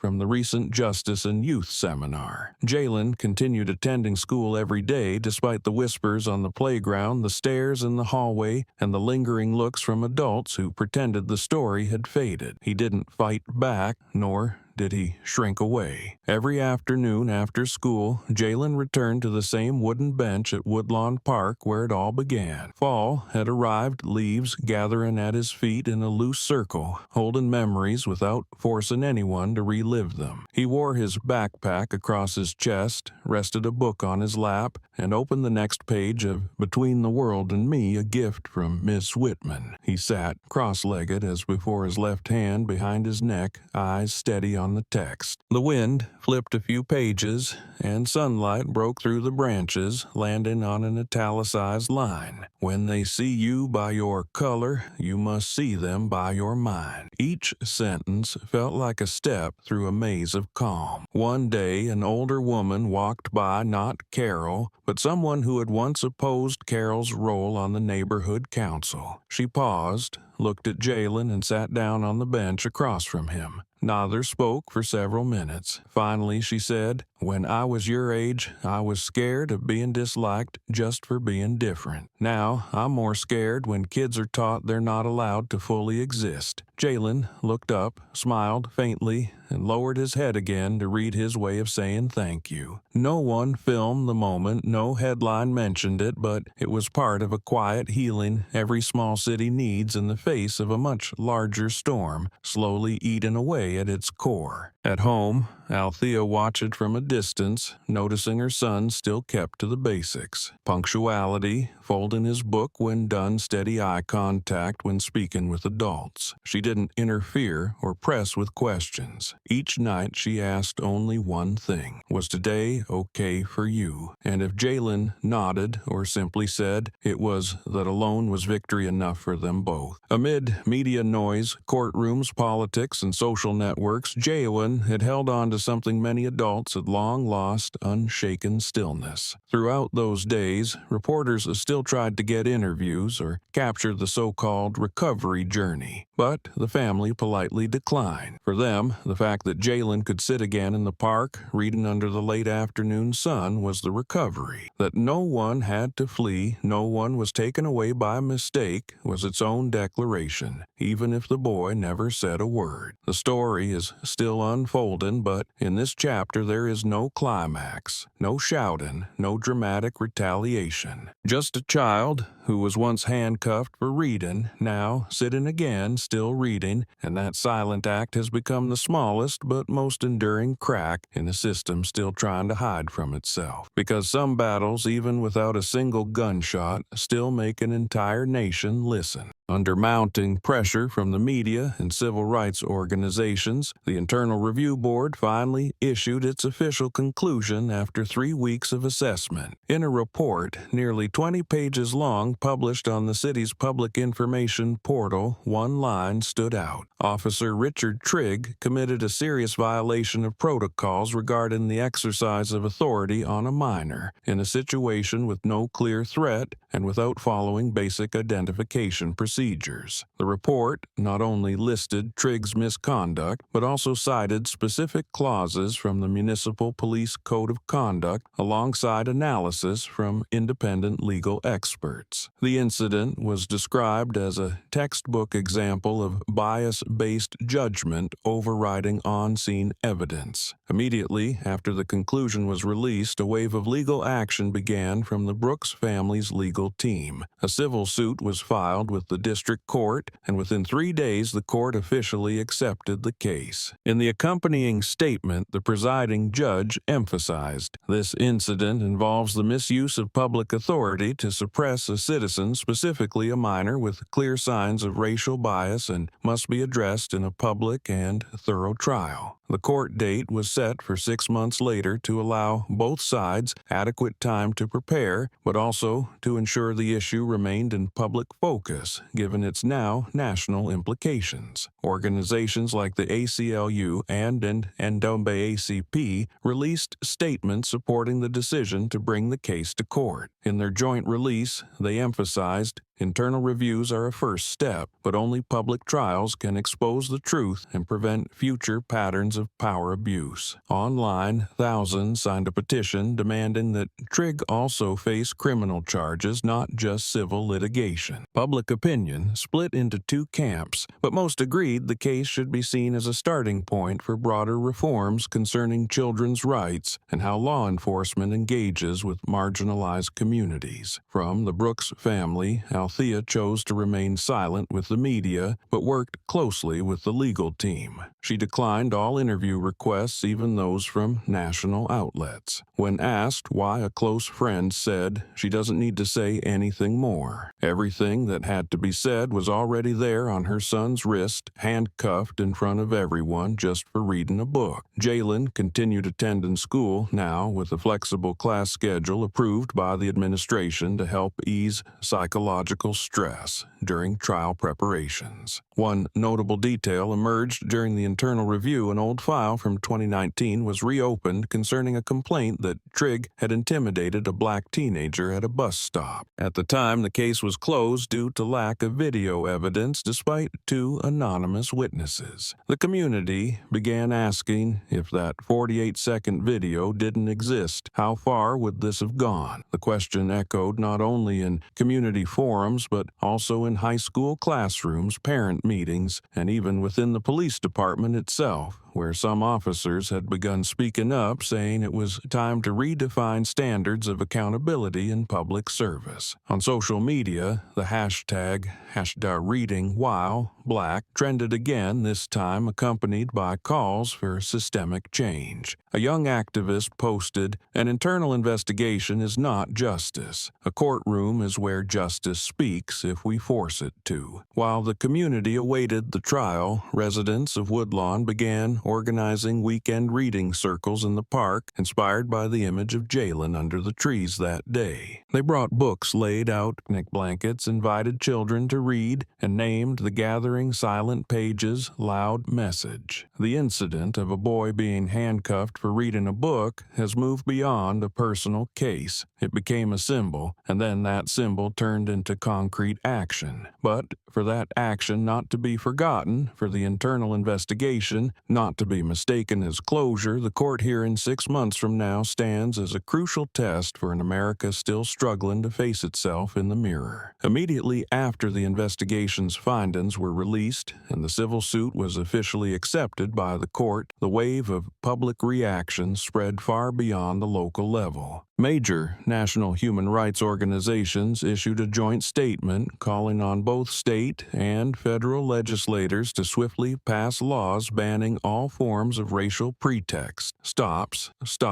searches, questioning, or interventions based on disguised racial bias, especially against minors in public spaces like parks or schools. According to an analysis by the Institute for Policy and Equity, Jalen Brooks's case is no longer an isolated accident, but a symptom of a systemic disease in which adults, whether in uniform or not, default to suspicion when they see children who don't fit in a space simply because of their skin color. They argued that if a child reading a book on a park bench can still be interrogated and taken away in broad daylight without any concrete evidence, then every principle tied to education and the right to grow up safely is shaken to its core. At a press conference outside the state capitol, a young civil rights activist spoke to hundreds. If a child reading a book can be seen as suspicious, then our entire education system is under threat. If learning thinking and sitting quietly alone can become targets for racially charged control, we are not protecting children. We are teaching them to be afraid. That statement quickly became a rallying cry for peaceful marches across multiple states. Parent groups launched social media campaigns featuring an image of Jalen holding To Kill a Mockingbird paired with the slogan Books Not Cuffs. One online petition calling on the state legislature to pass a law protecting students from unwarranted law enforcement contact in schools and parks gained over 300,000 signatures in just 2 weeks. The wave of response didn't stop at protests or policy demands, it reached into education itself. Several schools announced new anti-racism curricula and training in how to respond when students are unjustly confronted by strangers or law enforcement. Schools in states like Minnesota, California, and New Jersey issued memos requiring all school security officers to complete new training, including sections on understanding unconscious bias and avoiding racialized behavior patterns. These actions gave many people hope that from the shock of a wrongful arrest, an entire network of policies and education systems might be recalibrated to protect those who deserve it most, the children growing up today. During a roundtable attended by representatives from the Department of Education, the Department of Justice, and various NGOs, a researcher from Howard University said, "We live in a society where black children are often viewed through a criminal lens, even when they're doing something right." Jalen is a clear example, reading sitting still and still arrested. If that doesn't wake us up, what will? Psychologists also warned of the long-term trauma if the country fails to offer mental health support to children of color who are unjustly questioned or approached by law enforcement. A report from Mental Health America noted that experiences like being wrongfully suspected while doing something normal are key triggers in chronic anxiety among black youth in the U.S. Amid growing pressure, several lawmakers introduced draft legislation including the Safe Parks for Minors Act and the Freedom to Learn Without Racial Profiling Act. These bills would require officers to present specific evidence and notify superiors before approaching minors in public spaces based on suspicion. They also mandate that any interaction between police and minors must trigger immediate notice to a legal guardian or representative. States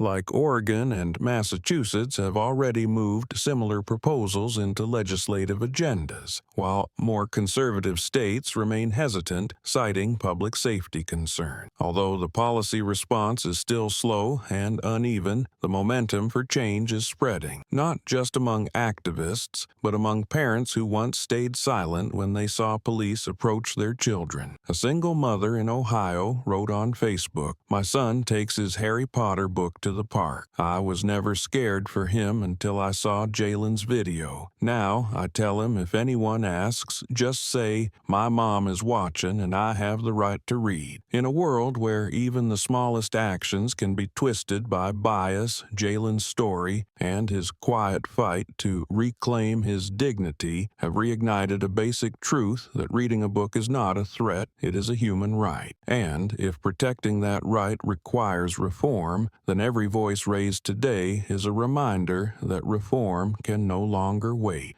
The city of Woodlawn could no longer remain on the sidelines as national attention continued to spotlight it as a symbol of law enforcement failure. In a special session that lasted late into the night, the city council passed a new policy titled Stop, First, Ask, Second, requiring all police officers to record their reason for approaching, questioning, or intervening with any minor in public spaces subject to internal approval and behavior tracking codes. This policy marked the city's first official step in confronting the wrongdoing that had occurred while laying the groundwork for rebuilding a fractured relationship between the community and law enforcement. Under the new rules, officers must submit a separate report after each shift if they interacted with anyone under 18, even if the exchange was as minor as giving directions or observing behavior. At the policy announcement, the city's police chief stated, "We won't wait for another tragedy to make changes." What happened was a wake-up call we can't ignore. Children are citizens, and every citizen deserves to be treated like a human being. The policy spread quickly, soon becoming a model for neighboring states. Within 2 weeks, 3 towns from nearby states submitted formal requests to review the policy and consider pilot implementation in their own community. National media called it the first structural response since the Jalen Brooks incident. But the momentum didn't stop at administrative policy. It also reached the education system, where Jalen had once sat under a tree with his book where the story first began. At a public school in Vermont, a new chapter was added to the 8th grade civics textbook. The title, "My Child's Silence Was Answered by Her Mother's Footsteps." Beneath it was the now famous photo of Althea Brooks walking through a crowd toward her son, pulling out her FBI badge, eyes fixed forward as if cutting through every layer of noise and prejudice. The chapter didn't recount the full event as a tragedy, but explored the ideas of the right to silence, the right to presence, and the right to be trusted for children in modern society. The author, a civic education scholar, wrote, "In a world where the language of power often drowns out the voice of justice, silence can become a symbol of resistance. But silence doesn't mean surrender if it's the quiet of someone waiting to be heard." Jalen's story is no longer confined to breaking news or angry social media posts.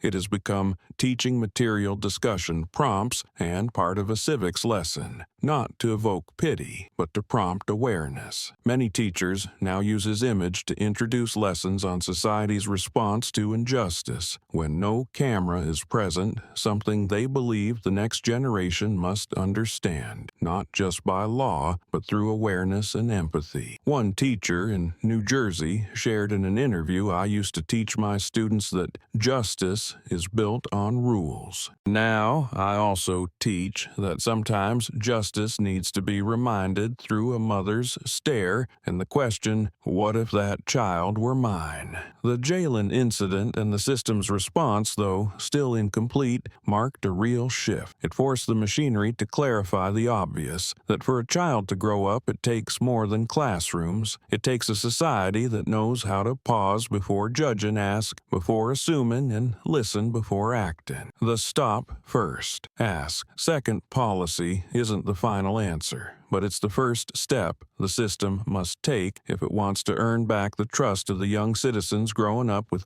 books in their hands and eyes still asking. Why Althea Brooks remained silent toward the media, declining all interview requests and public appearances since the hearing ended. But as the nation debated the role of law enforcement and the thin line between reaction and prejudice, a written piece bearing her name was submitted to the annual conference of the National Police Association. It was exactly 2 pages long and began with a blunt sentence. "If my son weren't the child of a federal agent, would you have stopped?" Then came the line that cut cold through a room full of uniforms. Be human first, then do the job. Althea never mentioned Trigg's name or detailed her son's case. Instead, she told the story of receiving her FBI badge for the first time and the advice from her trainer, a white man older, who had weathered 2 internal investigations and remained at peace. Don't wear the badge to remind others you have power. Wear it to remind yourself not to forget your humanity. In the essay, Althea didn't rally or accuse, only repeated one point: every profession has ethical limits. But some lines once crossed cannot be uncrossed, especially when the person in front of you is a child, and the weapon in your hand is a prejudice fed by fear. While Althea's piece was shared over 100,000 times across police forums, with some supporting and others pushing back on the other side of the city, Officer Trigg quietly submitted early retirement paperwork. He stepped down on a Monday morning while protest banners still hung outside police headquarters. No press conference, no apology, not even an explanation. Human Resources confirmed he had completed enough years of service to qualify for early pension under internal policy, and his record would not be marked disciplined. That further inflamed the community. A parent posted on the school forum, "If the system lets someone cuff a child without apologizing, then the system is cuffing itself." A law student reposted the retirement notice with the caption, "Leaving in silence isn't closure. It's proof of how quiet power has always been." Public opinion split sharply. Some saw Trigg's departure as a small victory, evidence that community pressure could lead to real outcomes. But the majority were unsatisfied because he walked away with no accountability. A veteran journalist wrote, "People apologize for a wrong word, a careless move. When someone chooses silence, it means they don't think they were wrong, or the system never taught them to see it." Althea, as always, made no public comment on Trigg's retirement. But in a handwritten note sent to a local civil rights group, she wrote, "I don't need anyone to bow to me. I need them to look my son in the eye and answer this. Next time, what will you do differently?" The note wasn't long and had no official heading, but many photographed and shared it in law classes and police training sessions as an unofficial read-in one, not printed in books, but remembered for its opening line. Meanwhile, the city continued monitoring the rollout of the Stop First, Ask Second policy. Some younger officers began asking direct questions to senior colleagues about how they handled things. New training sessions now include simulated scenarios involving minors with guided responses and, more importantly, one section titled "Step Back." It was the only part where officers were told to do nothing, just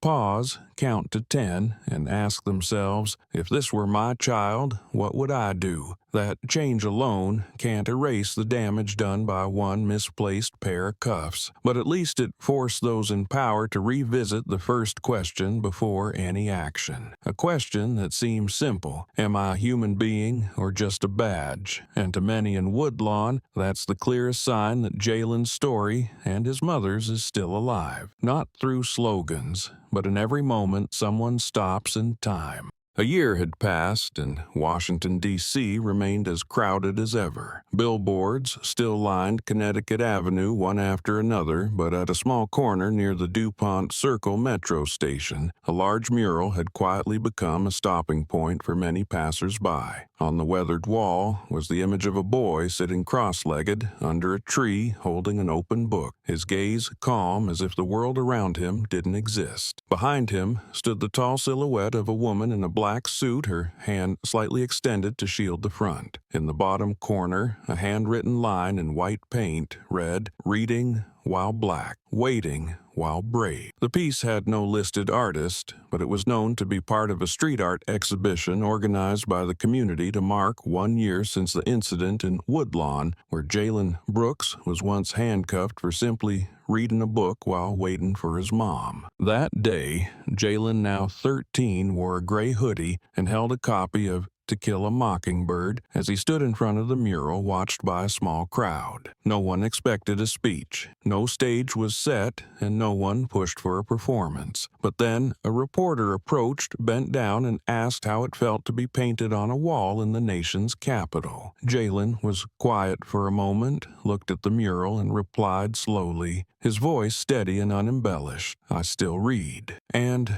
I still wait for my mom every afternoon." There was nothing flashy in his words, no grand statements, but the adults in the crowd paused. A university professor posted his quote on Twitter, writing, "A child keeping their rhythm after trauma that shows society still has a chance to make it right." Since the incident, Jalen had remained at the same school. The school had expanded mental health support, increased security, and introduced more art programs so students felt heard. But what impressed teachers most was that Jalen didn't retreat from the world, didn't avoid strangers' eyes, and didn't try to become anyone's hero. Every afternoon after school, Jalen returned to the park near campus, sitting under the same tree where he had once been wrongfully accused, and kept reading. Some days, it was the hate you give others between the world and me, and on the day of the mural, it was Invisible Man. He didn't give speeches, write blog posts, or share his story on social media, but that quiet consistency in his habit inspired others to follow. A group of students from another school started a weekly public reading circle every Saturday and named it Waiting for Mom with Jalen. Althea Brooks, his mother, continued her work at the FBI. She didn't join policy forums or accept invitations to be a face of reform effort. But every evening after work, she walked the stone path to the park and sat beside her son like part of the landscape. They didn't talk much sometimes, just sat there, each with a book. Locals became familiar with the sight, two figures, one tall and steady like a landmark, one smaller and leaning like a young tree. Someone once said, "We used to think that image was a form of protest, but now it's more like a reminder of the most ordinary thing we once overlooked, the right to read in peace at the park." One autumn afternoon, as leaves drifted evenly onto the damp grass, a new boy in the neighborhood saw Jalen reading alone. He hesitated, then walked up and asked, "You're the kid from that video, right?" Jalen closed his book, smiled, but didn't answer. The boy sat down beside him, pulled a worn book from his backpack, and the two began to read in silence. That moment wasn't captured on camera, didn't go viral, and drew no applause. But in that quiet simplicity, something was passed on the belief that if a child still chooses to read, then society still has a chance to learn again from the start. A week after the mural's unveiling, a handwritten letter arrived at the public mailbox of the exhibit. It was from a Latino high school student in New Mexico, the handwriting slanted with a smudge of ink in the corner. In the letter, the boy wrote, "My name is Mateo. I used to feel like I was being watched whenever I took a book to the park. The last time I brought Fahrenheit 451 to a bench, a woman walked by and clutched her purse tighter after looking me over. I went home and never finished the book. But then I saw your mural. I saw you still reading, still waiting for your mom, still quiet. And I thought if you can do it, so can I. Thank you for making me feel safe enough to bring my book back to the park." The letter was shared on an education forum, then appeared in community sections of several newspapers. But what gave it the most attention was the final line. "If a child of color can read in a park without lowering his head, then all of us can lift ours when learning something new." From that letter, a quiet movement began to spark. On Twitter, Instagram, and in closed community groups, people started posting photos of themselves reading books at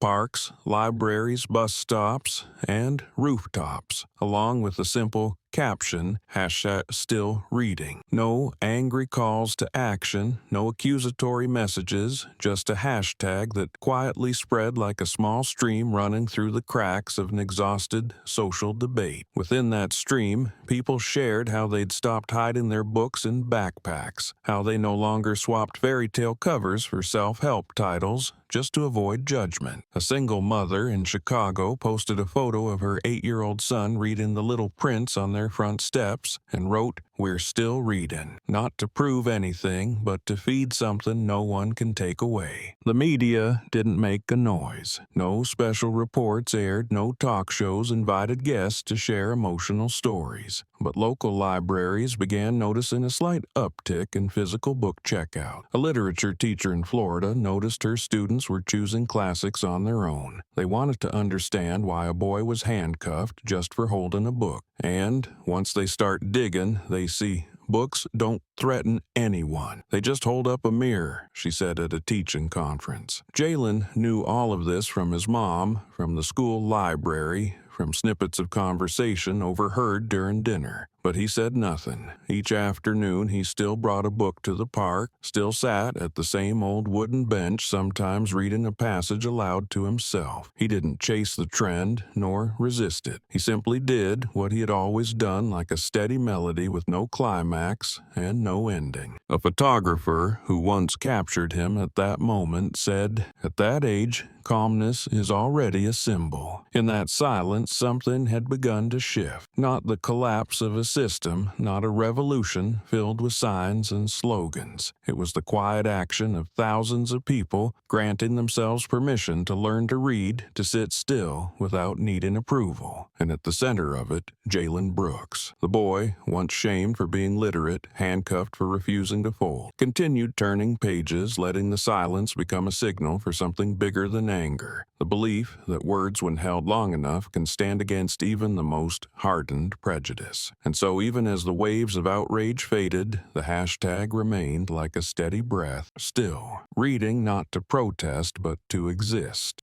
Since the hearing, Carol Dunley's name gradually disappeared from major headlines, but it lingered in side conversations, satirical posts, and memes that surfaced and faded like a society trying to forget. She lost her speaking privileges on the neighborhood council after a petition with over 300 signatures demanded it. People who once sat beside her in community meetings now turned away in the elevator, pretending not to see her. Carol kept to herself in her third-floor apartment curtains, always half-drawn, a gesture of defense or of hiding from herself. Once the person who raised her hand to speak about the beauty of vigilance in a community, she now stayed silent as if her own voice had once been a mistake. A short video of her at a bus stop recorded by chance circulated online for a few days. In it, an amateur reporter asked, "Do you regret calling the police that day?" Carol turned her eyes, both defensive and glassy, and replied softly but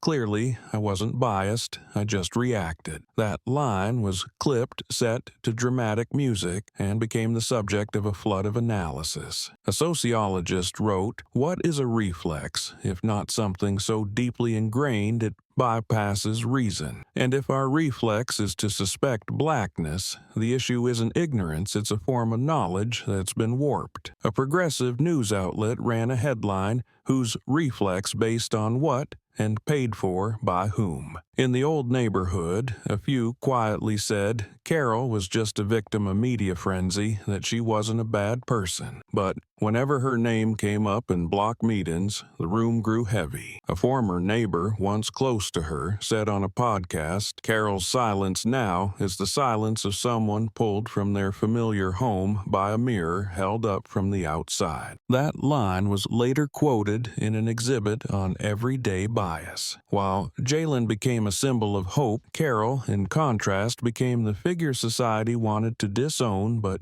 couldn't deny had always existed within it. She wasn't charged, wasn't punished by any court, but the quiet judgment of the community seemed enough to suffocate the last years of her life. Some saw her shopping early in the morning to avoid crowds, standing still in front of the bread aisle holding a loaf for a long time before putting it back. Others heard the crackling sound of an old radio from her apartment each morning, sometimes tuned to news, sometimes to hymns, as if searching for something that once felt felt familiar. Still, a few people left notes for her in her mailbox, sometimes comforting, sometimes scolding. One young person wrote, "If you can't see the problem, then the problem is you." Each morning, Carol gathered the notes, stuffed them into a paper bag, and carried them to the shared trash room. No one knew if she read them. They only knew that from then on she stopped responding to anything. Her silence was neither a public apology nor a defiance. It was a solitary ending, not as powerful as a protest, not as wrenching as Jalen's tears, but the quiet conclusion of a broken link in a system everyone claims they want to fix, but no one dares to face fully. And while the nation still debates reflex and bias, Carol only hears the elevator doors close behind her day after day, night after night, a reminder that sometimes the loneliest thing isn't being hated, but being seen too late. When asked about the case of Carol Dunley, a sociologist calmly said, "It's exactly the kind of person who thinks they're not biased that creates days like that." The line, gentle at first glance, carried a quiet force that rippled outward like an undertow. It wasn't just about Carol. It was about an entire class of citizens who believed they bore no responsibility simply because they didn't cause direct harm. They nodded in community meetings, read books about justice, spoke of tolerance with confident tones, but when faced with a black child reading alone, they turned away, or worse, called the police. In the indifferent silence of many quiet decisions were made. Phones were dialed, suspicious glances were seeded into the minds of those in uniform, armed and ready. Carol wasn't the origin of the problem, only its most visible expression. The cracked mirror reflecting a prejudiced society that has never truly dared to confront unless it becomes too blatant to ignore. After the incident, her name all but vanished from the media. News coverage shifted to the court case, to policy changes, to the new symbol Jalen had become. But that disappearance wasn't proof of forgiveness or understanding. It was the familiar, turning away society reserves for the leftovers of a story. Carol's name no longer appeared in headlines or hashtags, but it remained like a cloud still hanging after a storm has passed. Her erasure from the public memory wasn't an act of deletion, but a refusal to acknowledge the most uncomfortable truth that discrimination has never only existed in shouts, but often hides in seemingly harmless words and a look, in the choice to call instead of ask, and reflexes shaped by environment and collective bias. The longer the silence around her name lasted, the more obvious one thing became. This society does not like discomfort. Once a story has a hero to admire, a symbol to rally behind, faint villains like Carol are easily pushed out of the light. No one wants to prolong the unease by bringing her up as if her name were a stain that forgetting might cleanse. But the way her name faded from the news cycle became the clearest evidence of how prejudice is shielded in modern society. When people don't want to face something, they erase it. When they can't explain it, they avoid it. And in that very avoidance, Carol became a symbol. No one named, but everyone recognized, a symbol of the ordinary carrying extraordinary consequences. A name not vile enough to be cursed, not innocent enough to be forgiven. The only trace that remains is her one line, a short video replayed in sociology panels, and a few quiet photos on the internet. All reminders that sometimes the most dangerous thing is what remains unseen. Althea Brooks never appeared on television after the day everything erupted. Her name was everywhere in headlines, but her image with the FBI badge, the cold stare, and the firm stride remained only in the 48-second video that circulated across the United States. As the press continued to request interviews and late-night shows suggested naming her Woman of the Year, Althea quietly stepped away from the spotlight. She accepted no invitations.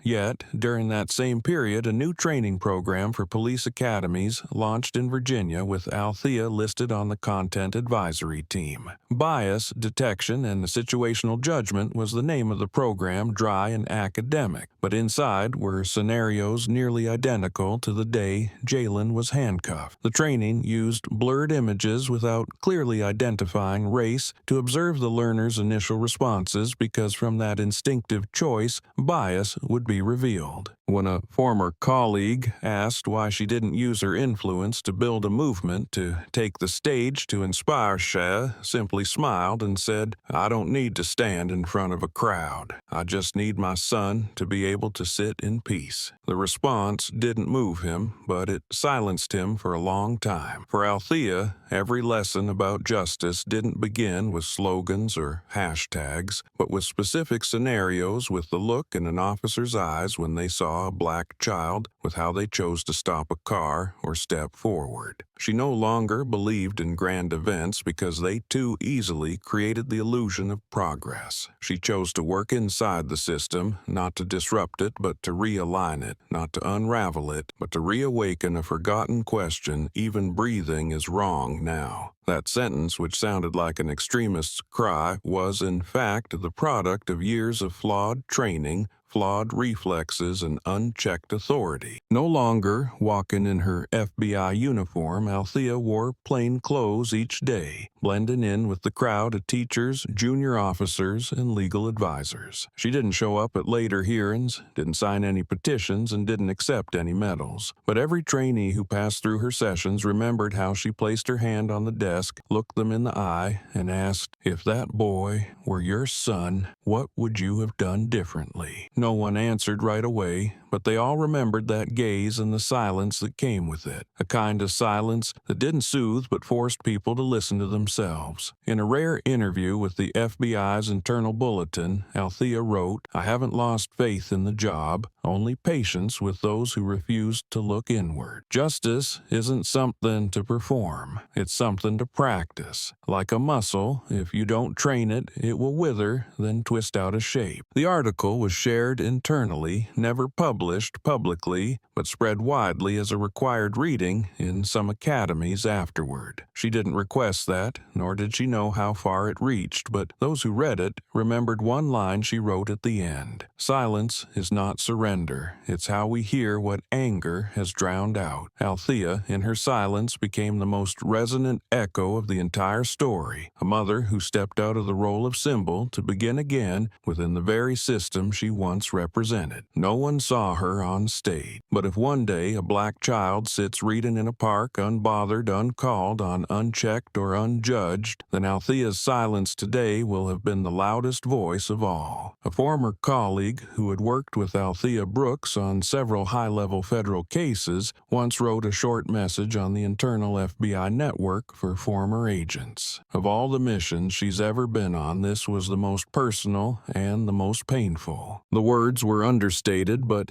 carried a lingering weight for those who knew Althea's toughness during raids, criminal busts, or internal investigations. No one had ever imagined that the woman known for her stone-cold stare would one day rush into a city park, flash her ID badge to pull her son out of handcuffs placed by someone in her own profession just because he was reading a book. That moment wasn't part of any operation. There was no tactical plan, no backup team, no body cams, and certainly no suspect to apprehend. It was simply an afternoon in real life where the shadow of bias distorted human reflex and placed an entire system in front of a mirror. At a year-end photo exhibition organized by the Press Photographers Union in Chicago, the picture of Althea sitting beside Jalen on a park bench hung at the center of the largest frame. It showed no dramatic emotion, no tears or tight embraces. Althea looked straight ahead,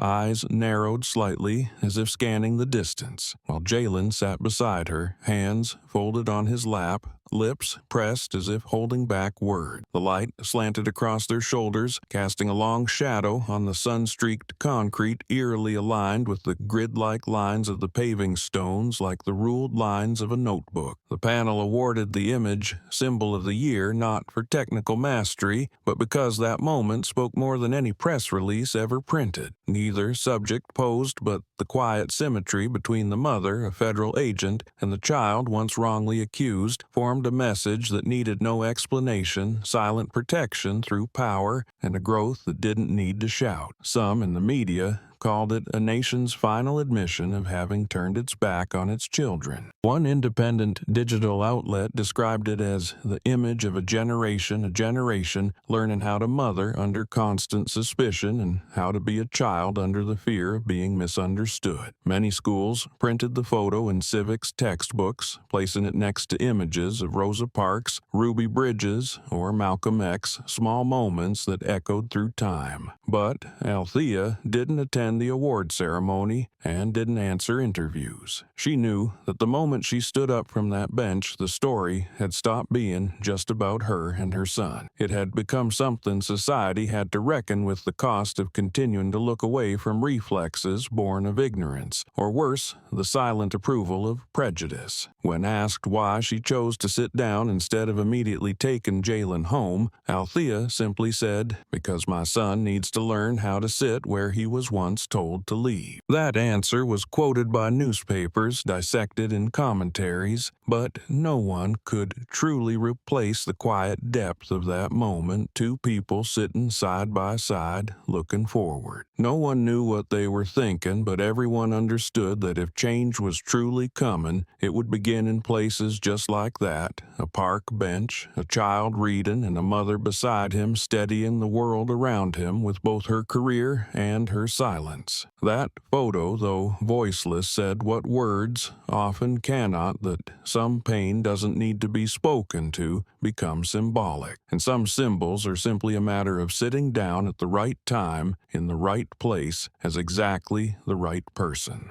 The park that once witnessed the most painful collapse in Jalen Brooks's childhood now bears a new name: Brooks Park. 3 brass letters mounted solemnly on a plain black stone slab placed just beneath the tree where the boy once sat reading. Next to the sign is a smaller inscription, a direct quote from the city mayor's proclamation: "Reading is not suspicious." There was no ribbon cutting, no grand celebration. The renaming ceremony took place quietly, attended by a few community leaders, some reporters and students from Woodlawn Elementary, among them children who were stepping into the park for the first time without the same hesitation Jalen once knew. The bench where he sat remains in its original spot, lightly repainted to preserve its weathered look, and not a single brick around it was moved. People say that if there's one thing worth keeping unchanged, it's the spot where a child was once doubted but still chose to stay and wait for his mother. Since then, every Sunday morning, a group of children from nearby neighborhoods, mostly from communities of color, have gathered for group reading sessions in that very park. No one organized it, no one oversees it, but the kids bring their own books, picnic blankets, snacks, and even a few Bluetooth speakers to play soft jazz while they read. An 8-year-old girl once told local news, "I come here because I want to sit where Jalen once sat." These reading sessions quietly became a tradition, modest but powerfully resonant, because they weren't just about reading, they were about reclaiming space calmly but with purpose. Children sit on the grass, reading Charlotte's Web, "The Hate You Give," or "I Know Why the Caged Bird Sings," eyes moving across pages, fingers brushing hair, aside lips mouthing the line. They don't know they're creating a model, but the world does. Parents began to shift how they understood safety and freedom for their children. Many admitted they once feared letting their kids stay in the park alone, even in broad daylight, even with nothing more than a book and a bottle of water. Now it's different. They come with their kids or watch from a distance, but their eyes no longer carry fear, only a growing trust in the place that once embodied collapse. At one reading session, a mother captured a photo of her brown-skinned son resting his head on his backpack, deeply absorbed in a book next to the plaque that read, "Reading is not suspicious." The photo went viral with the caption, "If we start with small things like this, maybe there's still hope." That line was shared thousands of times, not for its photography, but for the simple truth it held.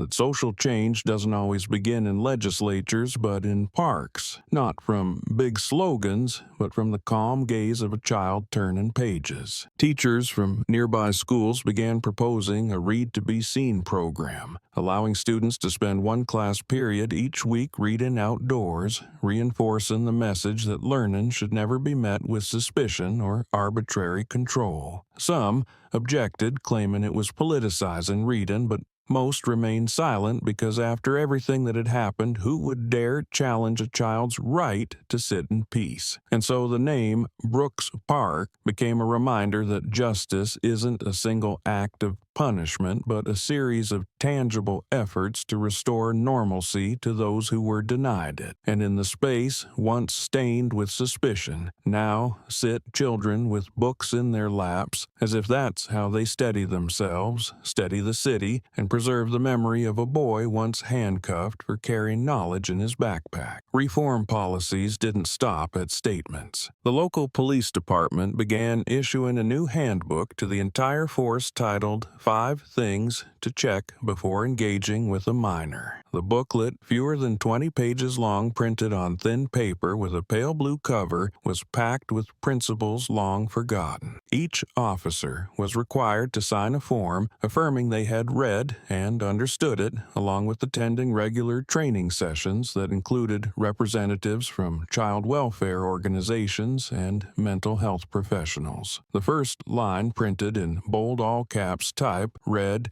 "Children are not to be treated as primary suspects." The remaining 4 items focused on approach behavior, language use, psychological vulnerability, and the requirement to ensure the presence of a legal guardian before applying any form of control. A senior officer admitted during a team meeting, "If we'd had this handbook last year, maybe Jalen would have been greeted with a smile, not handcuffs." His words dropped the room into silence, a silence not of avoidance but reflection. In a local news interview, a young officer who had joined the force less than 6 months prior was asked, "What did you learn from the Brooks case?" The man, tall and slender, still carrying the tentative voice of a rookie, looked directly into the camera and answered, "Silence is also violence. I choose to speak." The response, seemingly simple, was immediately shared across social media and quoted by civil rights organizations as proof that real change doesn't just come from the system, but from the people inside it. He wasn't a hero, not a public speaker, not the face of any major campaign. He was just a new cop with a handbook in his pocket, trying to do what should have been right all along. His name was found to be Malik Soto, a young Latino man raised in a neighborhood not unlike where Jalen once lived. Malik shared that when he was a kid, a supermarket security guard once shoved him against a wall just for reading a comic book too long. "I know what that feels like," he said, "and I swear never to do that to any child." His voice low but firm. From small changes, like the handbook or a television quote, the city began to realize the recent crisis wasn't just an isolated incident, but the result of a chain of neglect, avoidance, and unconscious consent. What stood out most was that young officers like Malik weren't denying the system's past failures. They were choosing to face them head on. In the new training sessions, cadets were asked to take on the role of children, to listen to reenacted clips from actual wrongful interventions, and then write their reflections by hand rather than typing, forcing every word to carve deeper into awareness. Questions were posed. What if that child were your sibling? What if their mother were an unknown woman? And especially, what would you do if there were no camera recording it all? These questions weren't designed to produce answers, but to summon conscience. And in the pause where answers fell silent, officers began learning how to feel something no statute, however strict, could reliably teach. At the end of each session, one line from Jalen's written piece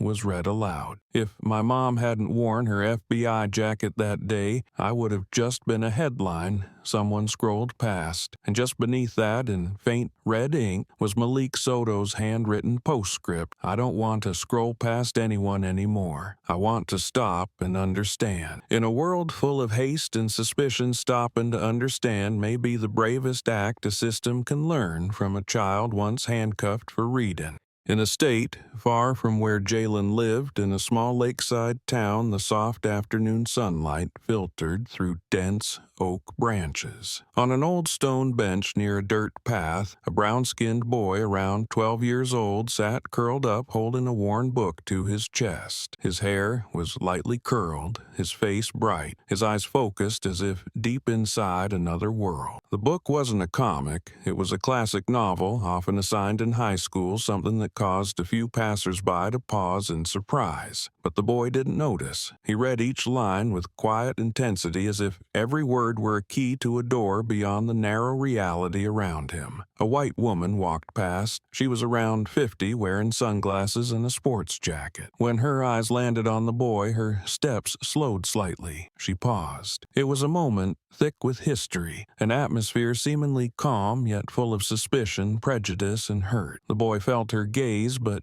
didn't look up or stop. He kept reading, turning the pages with small, steady fingers. The woman stood a few seconds longer. In the past, many women like her had made different choices: a phone call, a cautious glance, a well-meaning but loaded question. But today, she didn't. She just smiled, a soft smile almost invisible. Then she walked on slowly, leaving behind birdsong in the trees and the quiet rustle of the next page in the boy's book. If someone had watched the scene from afar, they might have thought nothing happened. But for those who knew the story of Jalen Brooks, who had followed the investigation, who had heard his voice ring out in the hearing room, what if my mom were a janitor? This moment held more than silence. It was a delayed answer from a society that had hurt too many children for the color of their skin. That brown-skinned boy wasn't Jalen, but he sat like Jalen, read like Jalen, and was just as alone as Jalen once was. The only difference this time was that no one called the police. No one interrogated or cuffed him, and this time his presence wasn't seen as a threat, but simply the image of a child reading. All across the country, people began to realize that Jalen's story wasn't an isolated case. It was a voice for countless other children, those interrupted mid-sentence, cut off in the middle of a poem, forced to explain why they were in a public space. These kids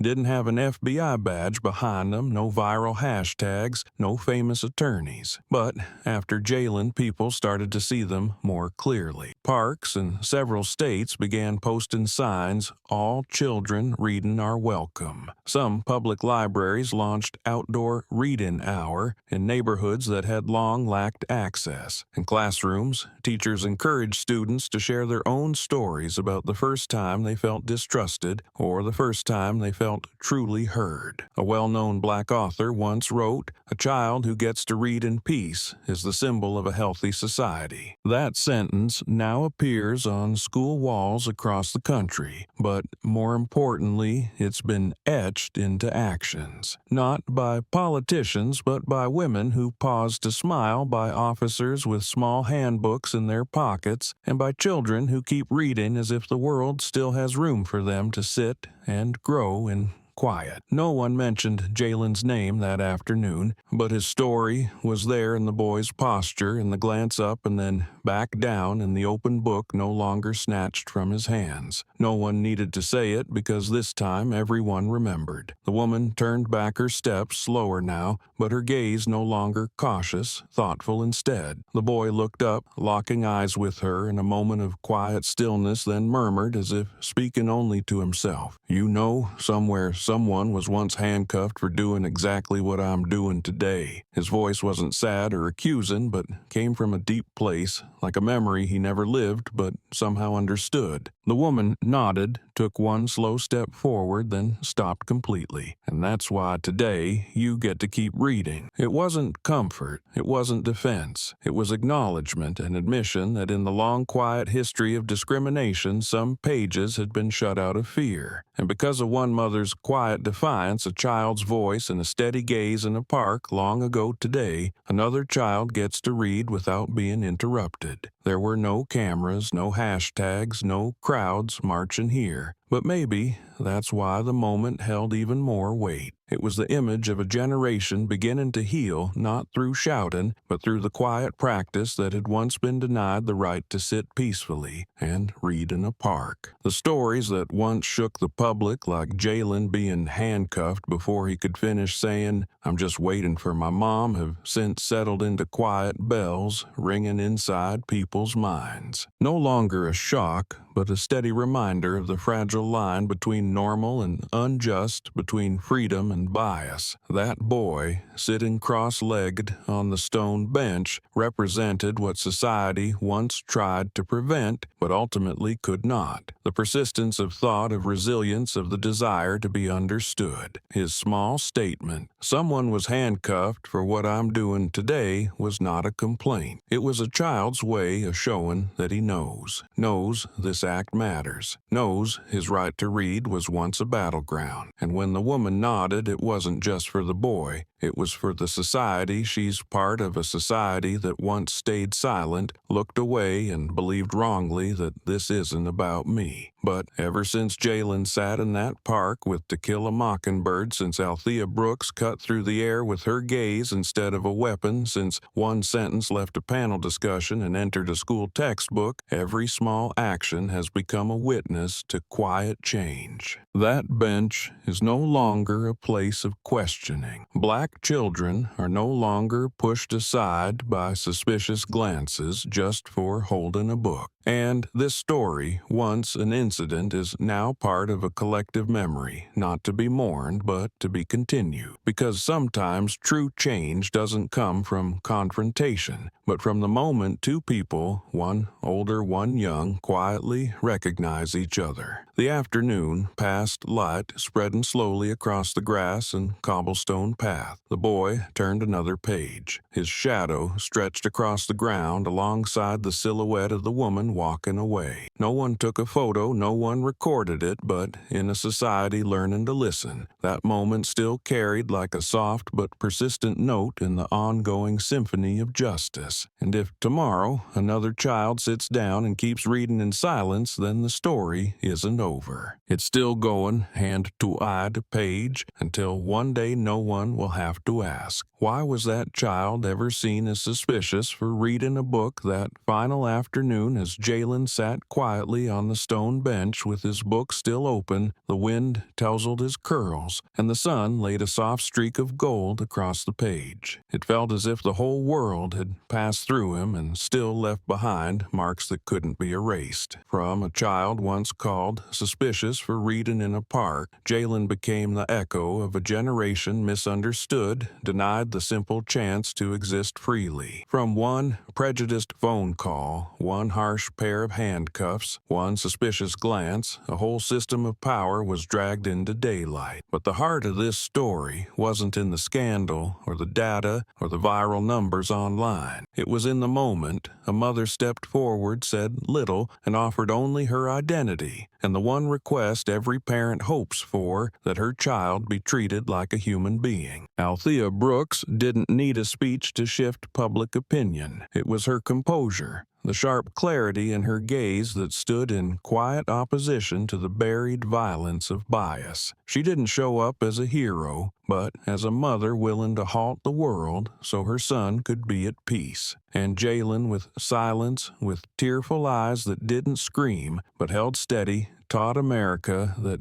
even the smallest moments can carry the weight to move a society. He didn't choose to fight, but his uninvited presence in a public space was its own act of defiance. As the story spread from a 48-second clip to bright hashtags, from headlines to hearings to rewritten policies, people began to understand this wasn't an isolated event. Jalen wasn't a symbol because he stood out, but because millions of children like him had once been silenced, judged, judged by their skin, harmed by apathy dressed up as procedure. What made this story different was how clearly it hit the fragile line between a personal act and collective complicity. A woman called the police on a black child reading. An officer interrogated him, handcuffed him, and assigned guilt without a name. A city looked away. A society thought, that couldn't happen to me. But then, from voices that once seemed alone, a lawyer, a teacher, a journalist, a Latinx student, a wave of awareness began to rise. Not through loud outrage, but through the quietest actions, writing letters, quoting lines, hosting reading circles, renaming a park. And through those quiet actions, real change began to take shape. From officers being required to relearn how to engage with children, to Althea writing that simple sentence on a conference chair. Be human first, then do your job. Something cracked open in the rigid structure of unchecked power. And when Trigg chose to walk away in silence, the public didn't wait for an apology, they demanded something more. A system that would not allow it to happen again. This story ends not with a clear victory, and not with dramatic punishment. It ends with a quiet afternoon where a brown-skinned boy reads a book and is looked at with respect. With a mural, a school textbook, and a quote hanging in a classroom. With a system beginning to feel shame to adjust to listen. And that is the most important lesson. True change doesn't live in moments of chaos, but in a society's willingness to look in the mirror and recognize its real face. To realize that justice doesn't come from guns or badges, but from how a child is allowed to